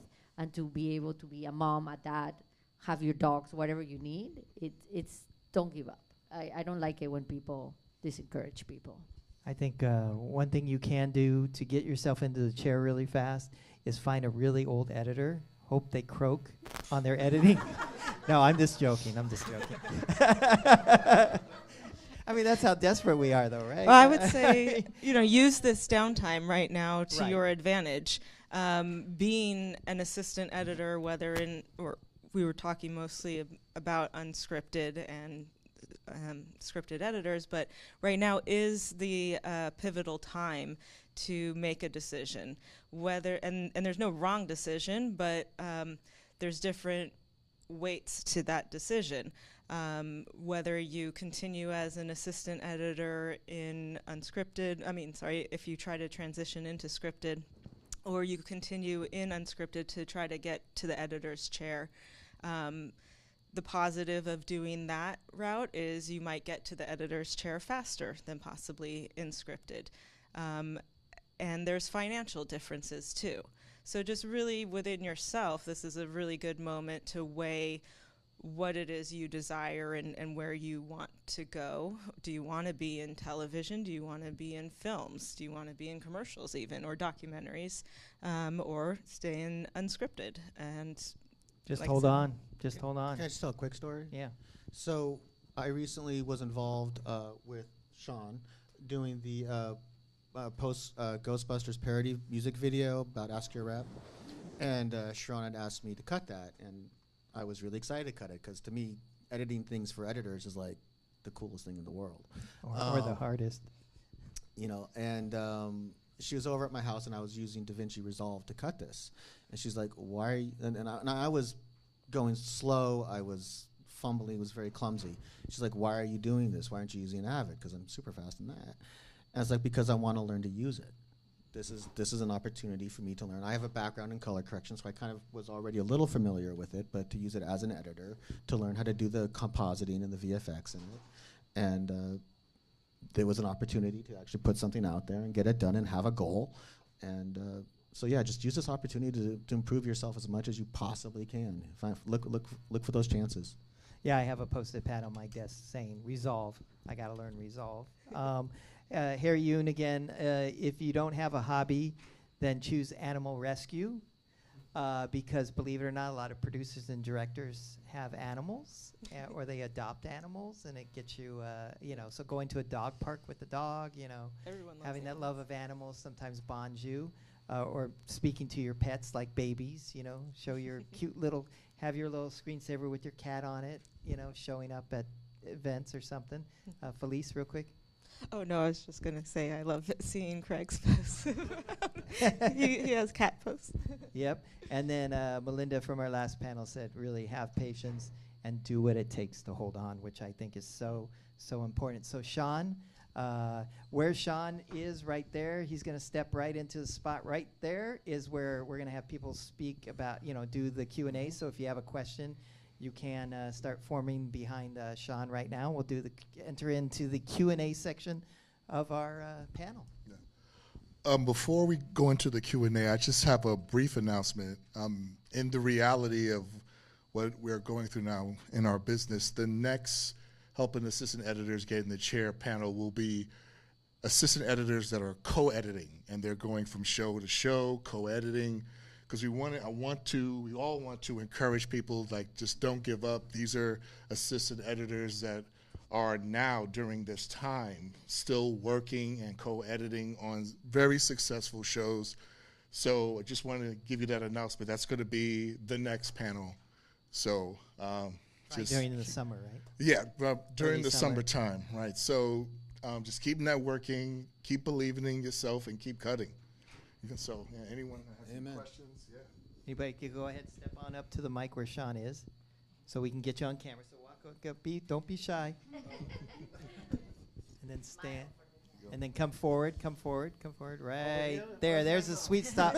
Well, it's online. And then Jim in the back, can we see if there's any questions online? Any people asking questions online? So my question is, if you go back to your first editing jobs, and you're thinking of having edit sessions with a director, a showrunner, show creator, whichever, what are some stuff, like, if you had opportunity to go back and do it again, like, what are some stuff you think of and like, oh, I would say that differently now, or I would approach it differently, like, because there's this fan of, especially in, working remote and whatnot, or in like cutting unscripted, where you're not sitting with the editor in the room. A lot of assistants might not have that experience of being in the room and seeing how an editor talks to a director. There's a lot of politics in that, and there's a lot of like psychology in that. I think looking back, I did get in the room. I got to sit there because I worked on features, so I got started in features. So I was in the room taking those notes and being there and watching everything. But for me, I would say, talking to my younger self, don't be so precious about your cuts. I think that's the one thing, because we're trying to really figure out how to cut. And then when you finally get your directors, producers in the room, just try to appease them the most, and at the same time appease yourself. Find that nice middle ground. And I do believe in my career now is I get my editor's cut done, and I'm so precious about it. But I always work so hard to get their vision into my cut, and it always gets better. It always does. Go ahead, anybody on the panel want to speak to that, to speak to any advice you can give your young self? Yeah, I mean, I also agree, just go into it without ego. I think I look back on early episodes I cut, and I was like very, I don't want to say ego, but I had this feeling like oh, I'm in the editor's chair now. Like, this is, and I look back and I'm like, there's some things that I could have done a little bit differently. Like,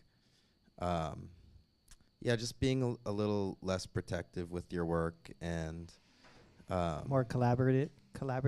Yeah. I mean, I was definitely that was always something I was into, very collaborative. But I can think of a few particular moments where I'm like, I kind of put my foot down on something, and looking back, I'm like, I wouldn't do that again, especially at that point. So really, just being open and listening to people. Everyone has good opinions and good advice. I always say put the seed of doubt out there. Say, oh, well, if we do it this way, and then you move on, do their notes, and then they always come back and say, maybe you're right about that cut. I would say learn to always say yes first, and figure it out later. Well, I think it's the same thing that you guys just said. But when I was younger, I would get notes, and I'd be like, oh, God, this note is the worst. And now I've learned to no note is not I'm trying to say that no note is a bad note. No. Right. What Yeah, am I no trying note to is a say? bad Okay, note. That's what I'm trying to say. Yeah. And I really like notes. Like I've changed my attitude. And when they come, I don't go, oh God, this is so much. No, I'm like, let's get in it. Like I take it as a challenge. How can I answer this and it note? is fun because some notes are horrible and they hopefully don't stay. And a note takes you onto another note and to another note, and it does make it better. So I have changed my attitude quite a bit from many, many years ago, where I really enjoy the notes. To me, it's like a fun thing versus like, Isn't it the best when a showrunner or producer or director will say, I gave you this really shitty note and you somehow answered what I didn't like about the scene? Well, that's another thing, right? A note is, they express the note in a way that you're like, oh, this is what is bothering me. Let me try to fix that or figure it out. But it's like Felice says, good attitude is a good thing. I also stopped getting mad at notes when I realized I was being paid to do it.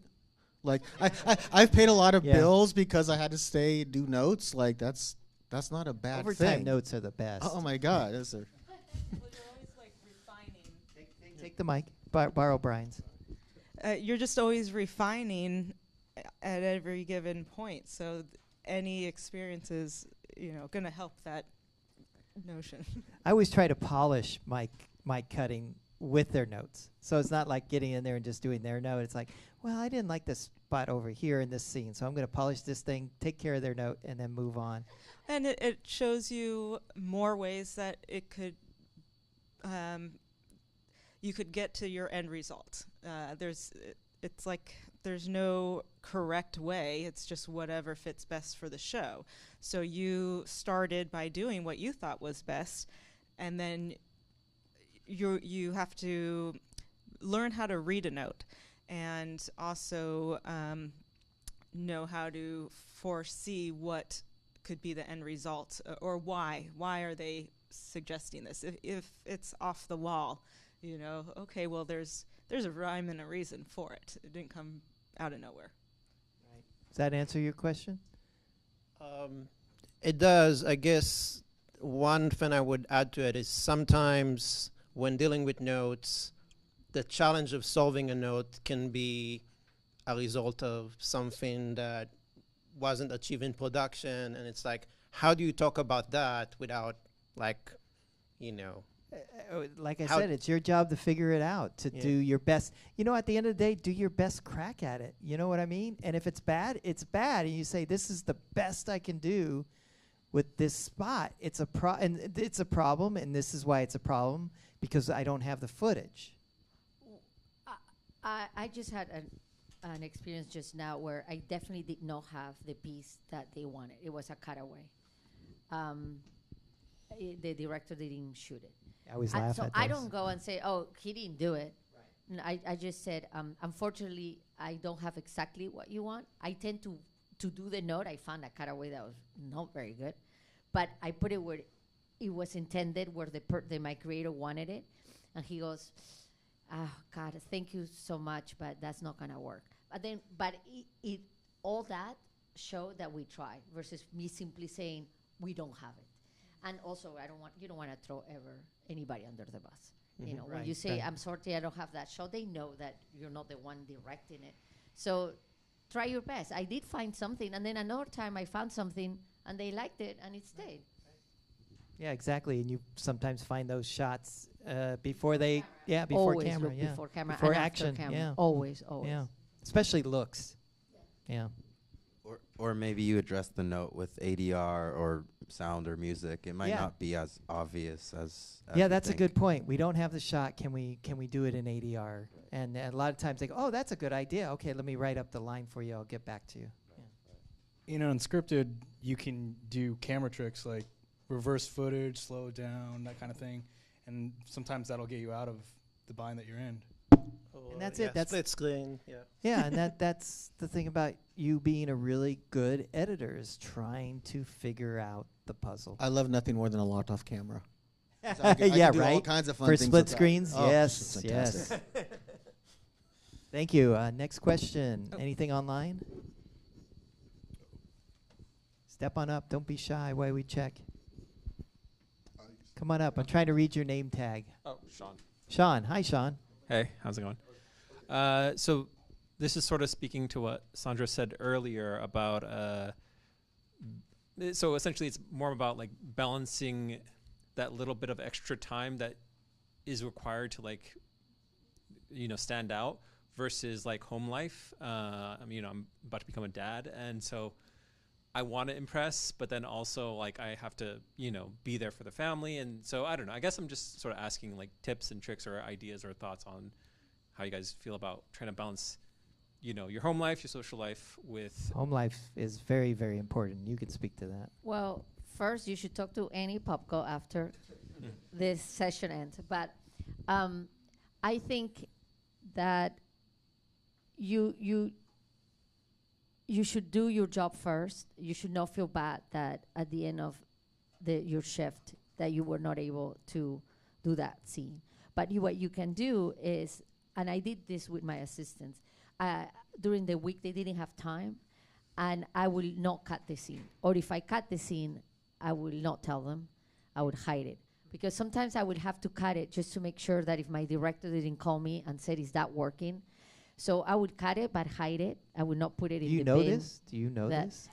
and so Oh, then news to you, huh? What you can do, Sean, is you can take that 1 hour when your baby's going to be asleep and cut it on Sunday and then on Monday say, by the way, I wasn't able to get it during the week, but I still did my scene. And even if the editor did cut the scene, just say, do you have a minute to look at mine and give me notes?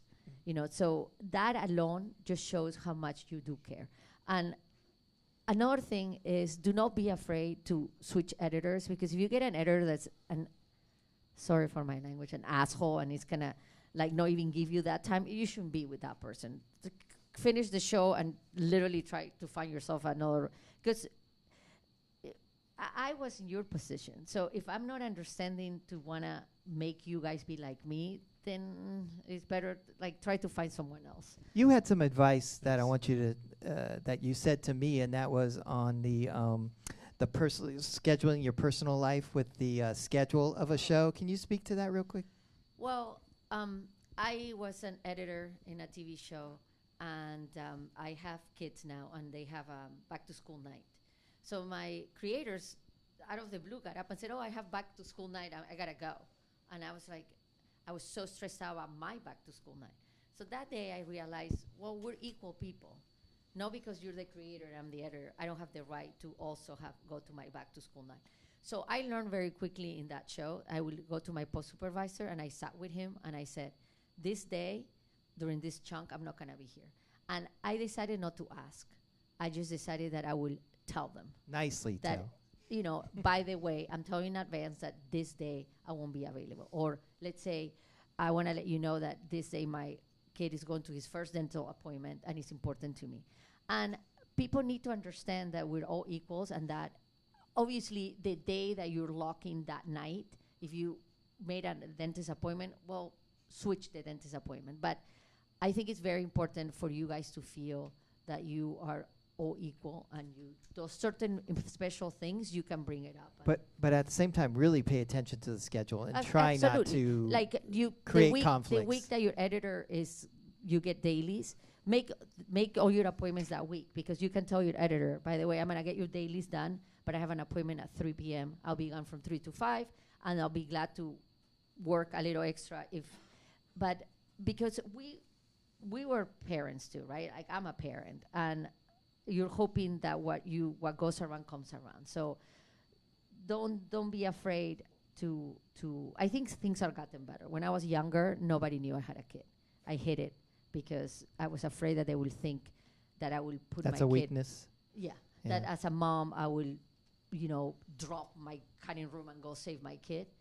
And now I think a lot of people are really just being better and knowing that a parent sometimes needs to be a parent. I think this industry has had a little bit of a shift from when I started of having a better work-life balance, but still a lot of pressure on you to get the work done. But if you can get the work done, you can have your work life. You can get your editor. You can get your editor the scene they need, let's say, and you get them working, and they're not gonna bother you, and then you go and do what you have to do, Or if you're a dad, and like with Annie, the time where her kid arrives home, I know that, and I always make a point to not bother her during that time, because she's You're very a very nice responsible. editor, by the way. Nice. Well, she's Right? but she's very responsible because she always gets this stuff done. So I'm sorry. So it's also important not to beat yourself up if you can't. Like, you need to figure out what your priority is. Because Like, you have a for- son, right? I have And a how son. He's old is he? 13 now. Yeah. And, I decided early on, my dad was one of those dads who always was go out to work and, all that. And I was like, that's not going to be me. My son and my family is going to come first. That doesn't mean I can't be great at my job, but my son is what mattered the most. That's why, for example, when I made the video for my mentor who passed away at Universal, I could have gone to this event and had this great opportunity to talk to all these very high-level people and reintroduce myself to them, because it'd been like 20 years. But I wasn't going to miss my son's first time at a camp. Like, I just wasn't going to miss that, and that was just a decision that I had to make, and I live with that, and I'm okay with that. I'm happy I do that. I got literally his favorite picture of himself is from that trip, and it's a picture that I took of him starting fire. Like, it's just a really cool picture. So I think, especially as a new dad, and I love the way our industry and in general our society is involving fathers more. It's not just the moms that have to take care of the kids; it's also the dads. So just have a real, honest conversation with yourself, your partner, and figure out who you want to be and be comfortable with that. And when they're a little older, they won't require quite as much time. So maybe it means you need to delay some thoughts and plans for your life a little bit, but your opportunities will come. And I think also in your picking a job, don't pick a Marvel show. You know what I mean? Sure. Pick CSI, something that's been going for a long time and is a very an easier workload. So if family is important to you, find a show, an editor. That is not first season is also hard. Yeah, or pilots, so pick, just be aware your career might slow down a little bit, but family is more important at this time, and I'm providing for them. I might not be working on the project I want to work on, but my family is more important to me right now. Yeah. Anybody else? Congratulations, by the way. Thank you. Absolutely. I have 2 kids, and I think it's just really about setting clear boundaries. So on weekends, if Saturday is your day with your family, then you're not taking calls, emails, or anything, and it's really don't do that. Yeah, it's really about your family during that time. But even during the week, especially since we've been working from home, sometimes my kids, depending on what I'm working on, if it's age appropriate, I let them, sit in and they can see what you're doing, and they can be excited that you go get to do that. Yeah, I did want to speak to that too, because I know an editor who raised her daughter in the cutting room, and her daughter has turned out to be this beautiful woman, but also really respects how hard her mom worked for her, because she saw it. She saw it every day. She'd do her homework in the corner of the cutting room, or be there, so they were there. But she saw her mom busting her butt for her. Quick little story. A few years ago, my wife was working as an assistant editor on Resident Evil for Netflix, and she would do all. She was very much into doing the temp effects. She loved doing that, and the more decapitations and blood splatter, the better. And at the time, I think our son was probably 9 or 10. And she loved bringing him into the edit room to show him about this stuff, but also to show him like how it's not real and this is the process, and just really involved him in that. And he might be a little twisted, but it was. You let him see more horror films for his age, right? I think we. Yeah, we let him. I watch think we had a movies conversation. a little higher, probably. You mentioned some film you showed him. I'm like, you made him. You let him see that? Yeah, the latest Predator was probably a little too far, but. Hey, I say you got to scare him a little bit through cinema. Well, I have a whole philosophy about that. Sean, another thing you can do is your kid is gonna get sick, and so what you do is you become very friends with your assistant editors. These 3 lovely people in the front are all working on the same show, and so they help each other. And so there's some times where let's say Annie says to me, Sandra, by the way, let's say that she gets a migraine, right, and goes, I'm feeling terrible, but I just spoke with so-and-so. They are going to cover me. So that's another thing that you can do, because we're not perfect people, and we get sick or we have things that we have to do. So you get ahead of the person needs to be covered. You find that person, and your editor's not going to creating teamwork, even amongst editors too. My assistant editor got married. I've had 2 assistant editors get married, and they took the show with me. And they were going to be gone for a whole week. One time I was very young and was very nervous, but I love him, so I said, find someone to cover me for that week. And he ended up being better. He got me tea every day. My assistant never got me tea. And I used to joke and say, I'm getting rid of you and keeping this guy. But I'm just saying, there's ways that if you make the editor feel like they're being covered, you're okay. Do your thing. Yeah, for sure. Thank you. Thank you. All right. We got time for one last question. Yeah, and then one we last have question. A raffle yes. Well, we'll say our goodbyes to the people on also from the Ghostbusters YouTube. parody video. Yes. Ghostbusters. Yeah, is there anything that you guys have done outside of work to help you keep up your skills or to help keep learning? Because I know that's something that's very important in our business, to keep learning and keep the growth mindset of moving forward in our careers.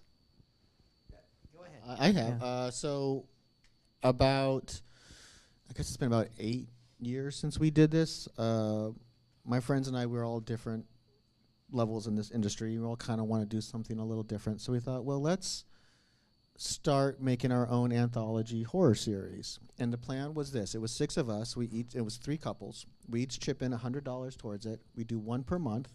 And we put it out there, whether it's done or not. It's like a television schedule. It just you make it, you move on to the next one. And we made this series, and we did a full year straight, and then we slowed down a little bit. I think we ended up doing 17 episodes. One of them has like 12 million views. Most of them have over 100,000 to You a said million. 12 million? Yeah. Wow. We got to work with some, my favorite one, we actually got Gates McFadden, who played Dr. Crusher on Star Trek Next Generation. Like, she did a voice for us, which was just like cool for me because I wrote that episode. But at the time, I had a real strong interest in working in scripted, and this was a chance for me to cut scripted material. And my wife she wanted to do VFX kind of stuff, so it was a chance for her to practice her head's exploding. But I think Brian, and I had a friend who wanted to direct, and so he would direct them. Right. But I think too, you volunteering for the guild and editing those videos has gotten you a lot of notoriety too amongst the guild and other editors, because they a lot see of great your work people, that way. Yeah. Just look for those opportunities to. Like I said earlier, like we all took these jobs because we want to make stuff. Make stuff. Find those people. You're in a room full of them right now. Yeah, right now I'm polishing off a feature script that I did with a buddy from film school actually, and we're turning it into an 10 episode half-hour comedy just breaking it up and writing it out. So it's like, I normally never have time to do that. So I'm taking advantage and trying to do that. That series is called Scary Endings. It's on Facebook still. I'll check it out. Yeah, that's cool. It sounds great. Anybody else? Yep. Felice? Well, I think in life we're actually always using our experiences that goes into our editing and our crafts. Like listening to music, helps. Dancing helps with rhythm and keeping, the flow of things. But in terms of learning, there's a plethora of opportunities out there within the guild. Their video library under education is phenomenal, and you can learn Resolve and other editing softwares, Premiere and such. But also, that's where I first learned or was watching videos of how to do VFX and other things like that. There's LinkedIn Learning as well. So, and then these type of panels and going to some groups and listening to those type of things. So while you're not actually editing, or even like right now I have my cousin's wedding video. While it's slow going, but it's something I can, just to keep my skills fresh, you can do that. I would say join the member outreach committee because we I think have a slate of 5 or 6 videos we want to make now. Yeah, we're going to be trying and to anyone shoot. You don't We're have to gonna be on the trying board to shoot. join a committee. Anybody can join a committee. Yeah, we're going to try to shoot videos here. We have a studio that we've got up and running now. We've got a great training, come here and learn skills. They offer classes here. You can come here on your own. I saw an assistant here the other day. There's Jay, speaking of that. Jay is in charge of our training, so reach out to him and you can come here if you want to learn the latest, greatest Avid software. Come in here and sit down in front of an Avid with that software and practice. There's things you can do. The Ghostbusters video mostly was shot in this room. Yeah, it was. We blacked it totally out. And that was a crew of a bunch of assistant editors and editors, huh? Yeah. So that's a great way to network and get to know each other too. Anything, Derek or Alex? During COVID time, I ended up doing an animated short with a buddy, just to do it, just to experience it. And I learned a lot, and I brought a lot of that into what I do as an editor. And I think that's really what led me towards scripted work this last few years. But on the learning front, I think learning some of the AI generation programs right now is probably the next wave of tools that we're going to need. And I'm not necessarily generating full-on content, but fixing stuff or doing automated blurs is probably a big thing in reality, because I remember spending days just doing blurs as an assistant in an unscripted. So tasks like that. Alex? No, I echo what everyone else said on here. Just continue to reach out to resources here, your other connections. Before starting this documentary, I was also working on some shorts, so I met some new directors I hadn't worked with before, and that's another thing, just meeting more, different crafts, directors, producers, post-producers at no matter what level. You never know where they're going in their career. So yeah, just networking, meeting as many people as possible, and like Felice said, expanding to different arts too, music. Working on a rose float. Anything that'll, move the brain in different parts. Sandra, real quick. I sometimes watch movies that I've watched before in silence, and I turn the sound off because it allows your eyes, since what Felice said, because sometimes you get so involved in it that you stop paying attention to the visual, and I do it so I can completely learn patterns of how they did. Yeah, Scorsese does that, when they're in the cutting room. Yeah, I turn off the volume and I watch movies. I tried it with Wall-E, and I was like, it seems the same to me. That had no. I was like, well, isn't there a new flow? The new animated film is all sound design too. So speaking of that, let's help these guys out, and I want this to be really, really fast, like literally in 1 second. Sandra, Oscar picks for this year, best film. No, I said I have to skip because I only seen 2. And The Brutalist, which you have a lot of problems with. All right. brutal to watch, but definitely worth it because the timing of that show is completely different what we're used to. Right, right. And it works. Yeah, you got to have your mic when you talk. Sorry. Jay's popping out of Do the I need room. to there. repeat what I Yeah, said? real quick, just real Okay, quick. I only seen two, The Brutalist and Wicked, and The Brutalist was brutal to watch but worth it, and because the timing of the movie is not slow because it's I don't know how to explain it. Things take forever, but it works. Yeah, but it wasn't slow paced. There's a lot going on. Some things you're staying with. Sometimes a person going up the stairs. I don't and know. It you're was going, engaging. "Why?" It was engaging. You're right. But was it's, there's something about it that Yeah. you don't, that it's engaging. So I think it's it very shows you a interesting world to that you're not used to watching. Yeah, it's timing wise, it's a very different movie. It's worth watching. Yeah, Derek, real quick. I haven't seen all of them yet, but I'd have to go with Wicked. I feel like I connect with the characters a little bit more, and I like what they do with it. I'm a big John Chu fan, and also pulling for Myron as the editor of that film. So Yes, I love. I'm a little biased. Yeah, yeah. Alex. So personally, I like Nickel Boys. I know you gave me a little hard time about this Well, one. it's something. This is another thing too. Get together with people and discuss films, and don't be aggressive about it, but discuss why did you like it, why didn't you like it. This is what because at the end of the day, we're studying even the cinema that's being created that we're not involved with, and it's a great time to not only ask people who are watching the content, but reach out to the editor who created the content and ask why you did this or what was the experience in the cutting room. Oh, you're still on me? No, yeah. I mean, I really enjoyed just like the innovative nature of that film, and I've had a chance to meet the director a few times, so it's sort of a personal really cool. thing. Yeah, that's really cool. But I mean, for editing wise, I would say like Challengers or The Substance, maybe. Those are kind of more editing, flashy movies. I think there's a lot of good. September 5th. I haven't seen that yet. I think there's a lot of good It's like, Oscar. woo. Brian? The only Best Picture nominee I've seen so far was Dune 2. But I feel like the one that is going to win when you think of 2024, the movie that encapsulates 2024, I do feel like Wicked is probably the front runner. Wow. Most likely to win. Felice? I agree. Like Wicked, for overall, the production design, the editing, everything was fantastic.